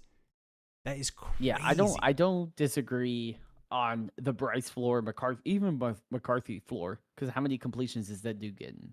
So I agree getting the quarterback upgrade is huge, especially from Bryce and McCarthy. But I'm sitting there, I'm like, I know Dak Prescott can complete passes. So I don't know if Dak Prescott is the one that I'm like, how much of an upgrade from Dak to like a Love or to a May is in this format versus me keeping a first. Yeah, that's kind of that would be what I would be wrestling with. But hey, maybe he's like, no, I need those 2 first. That's what I really want. And yeah, I think given the value of quarterback, you don't have to worry about overpaying for a quarterback or kind of being behind the barrel with that. 39 and 53 from the quarterback position for May and Love respectively. So yeah, I think here's the one thing I will say about these trades where you're moving your future firsts. The like bearish side for this trade is 1-3 at the moment. So like even if it's like you're unlucky, like man, you had the CD injury as well, like crazy stuff can happen in fantasy. You get unlucky a couple more weeks and you're like barely making the playoffs without having your own first is very scary. On the other side, I totally agree that like locking down the quarterback position with Drake May and Jordan Love for the future. I don't necessarily think Bryce is going to get benched, but dude, losing a quarterback in this format is like stabbed to the heart, dude. Like that is so much production that you're missing out on. Like you need, I want to have 3 quarterbacks. Half the scoring has to be. Yeah. And so pull up the war tool. Oh my gosh, yeah, I'm definitely gonna do that. But I was just gonna say real quick while we have the team pulled up, and then I'll move the trade off the screen. The one thing that makes you feel a little bit better is like CD, Nico, Marv, Golden Olave, like even Shaheed, Genty, Hampton, Kamara. You know, you don't have any seconds in 26, but you know, maybe you're using your future seconds and thirds for like the running back flexibility that you need. But I think I'm okay with it. It's just one of those trades that is like fully going to be based on if you make the playoffs or not and what happens this year. Yeah, I mean it's not it's a trade like the Panthers trading 2 first-round picks for Bryce Young. And it's like if it worked, it'd have been like awesome. No one would have complained. Everyone's like, that's the price of a quarterback. Yeah. If it doesn't work, then you're like, oh, like, did they really trade all of that for something that didn't work? That being said, the nice part about getting younger quarterbacks is, hey, you can just run it back next year. It's not like Love and May are going to be any less valuable next year unless something insane happens. So to me, I think it's more you're paying the first round picks to kind of just lock in the security of I don't have to be shopping for quarterbacks as much. Yeah. War wise, like obviously when you're complaining or comparing against other quarterbacks, it's going to be similar just when you think about like what stat lines end up looking like completion wise. Like even bad quarterbacks in like fast paced offenses like Spencer Rattler's going to have like a decent number of completions versus incompletions. But yeah, Puka, Nacua, or Spencer Rattler. Spencer Rattler. Not in terms of like actual dynasty asset I'm trading for, but just production for the season. I mean, Josh Allen is averaging 43 points per game. Drake May 40. Dak Prescott 39. Josh Allen is like starting a Puka and a half. Is what this is. You get a Puka and a half every time. Oh, it's crazy. That's why you just need to roster every single quarterback with a pulse. Like I don't want to see Vele or like you just literally. That's the biggest takeaway is like you need to slim down your wide receivers to like 6 and then just literally roster any like practice squad quarterbacks like anything that could potentially get a start is going to be worth stuff. Yeah. And I do think a sneaky part of that deal too is like getting Kamara, because if you were going to make this kind of push, like you do need that additional running back depth. Mm-hmm. Like especially as a 1-3 Kamara's contender. Like locked in. Dude, like you get like Hampton gets hurt for 2 weeks and you didn't make the trade for Kamara and you are like hurting and you're like, do I move this 28 first? Am I moving my seconds and thirds to get a running back? Like, yeah. There's some teams that do. There's some teams that do, but I'm like, wait till 2028 comes around and that's you're gonna probably be like, man. All right, final is gonna be this Nick. This is Saquon for Achan. Or the Achan for Saquon deal. Worries the reliability of where the Dolphins offense goes the next couple of years because they've been struggling. Meanwhile, Eagles offense is solid, tight for a good while. Yeah, I mean, there's good points being made here. I think the worst case scenario that you're painting, still 2 years from now, regardless of how bad this Dolphins offense is, I'm sure 99% of the people are going to want Achan over Saquon. And I think 95% want Achan over Saquon right now. So it's like, if I'm making a bet for this season, PPR, not necessarily like give me Achan, but that's what it's been up to this point. And I think they're close enough. And when you take the age dynasty value into account, it's not even close. Thanks again, fellas. Have a great night. You too. Yeah, thanks for stopping by. And thanks for taking this review. I feel like I use Dynasty Daddy almost daily, so I appreciate all the hard work. I feel like I need to salute with this side of my Garmin in the way. Garmin? Let's wait. The Garmin. Appreciate all the help. Appreciate you. the Red Rockets. All right, much love, guys. Sub to the channel if you're not, because we have video dropping tomorrow where Jeremy and I break down each other's teams and talk through what we should do with some of our frisky middle of the pack teams. Breaking down, should we be trusting the process, trading away some of our contending assets, or making some trades and pushing in? Should be dropping tomorrow. Appreciate you all. Any parting words, Jeremy, for the people? I mean, I think it's easy to sit here and look at your roster in the offseason and be like, oh, look, I have Neighbors, I have Burrow, I have all these guys. It's crazy how quick the narrative can change based on like an injury. And I think even we saw it with some with Burrow, but we see it a ton with Neighbors. I feel like we like almost every question was like, help, Neighbors, help, something like, yeah. And it's like such the insulation and the expectations of I have a Neighbors, even with the poor offense, even with all the things wrong with the Giants. It's one of those things where it's like figuring out ways to maneuver and understanding like depth has some sort of role in non-shallow leagues, and it's like that like uncomfortable, how do I manage a player that has this elite value, is not going to produce, has some, this long-term window to return, and it's part of the fun of Dynasty in a way. It's like how do you deal with these kind of borderline toxic but not toxic assets? Yeah, and I will say, man, in the season, like this is such a different time than the offseason, right? You think about like Jamar Chase for Puka trades before the Burrow injury would be like, oh, you're like, I like Puka, but you're really going to do that, man? The Triple Crown? And right now, like today I just sent that deal off. And I think today, right now, you can make different trades in season than you can out of season based off of how people feel about production. It matters, but it matters differently to other people, and it matters differently to other teams. And it's not necessarily right or wrong. Like that's the beautiful thing about Dynasty is like different than redraft. And that's the one thing I always say to people when they're like, yeah, I was thinking about Dynasty, but I have my redraft leagues I do every year. And it's like, dude, in redraft, we talk about this all the time where it's like, okay, are your running backs good? No. Okay, mine are. And I need a receiver. Let's do this one trade. Like that's how trades get done in redraft. It rarely are you able to like, maybe the unique aspect is I'm 4-0. Let me trade for Rashee Rice and I'll give you a productive receiver. Like that's the most interesting. And I don't want to like clown on redraft too much, but I just think there's just like so much that gets opened up in Dynasty. Beautiful format. All right, last message here. I'm going to read off and then we'll close on here. What's up, Grayson? Just got lad from a guy for Io Mannery. He was really panicked. I feel like, dude, I like him. And I like him, but Io Mannery's nice, but lad is, no one gets open like lad. True. Jeremy said it, guys. All right. Appreciate you all. Much love. Watch the video tomorrow. That's dropping. Yep, tomorrow. And we'll see you guys next Tuesday. And appreciate you all. Peace out. Peace.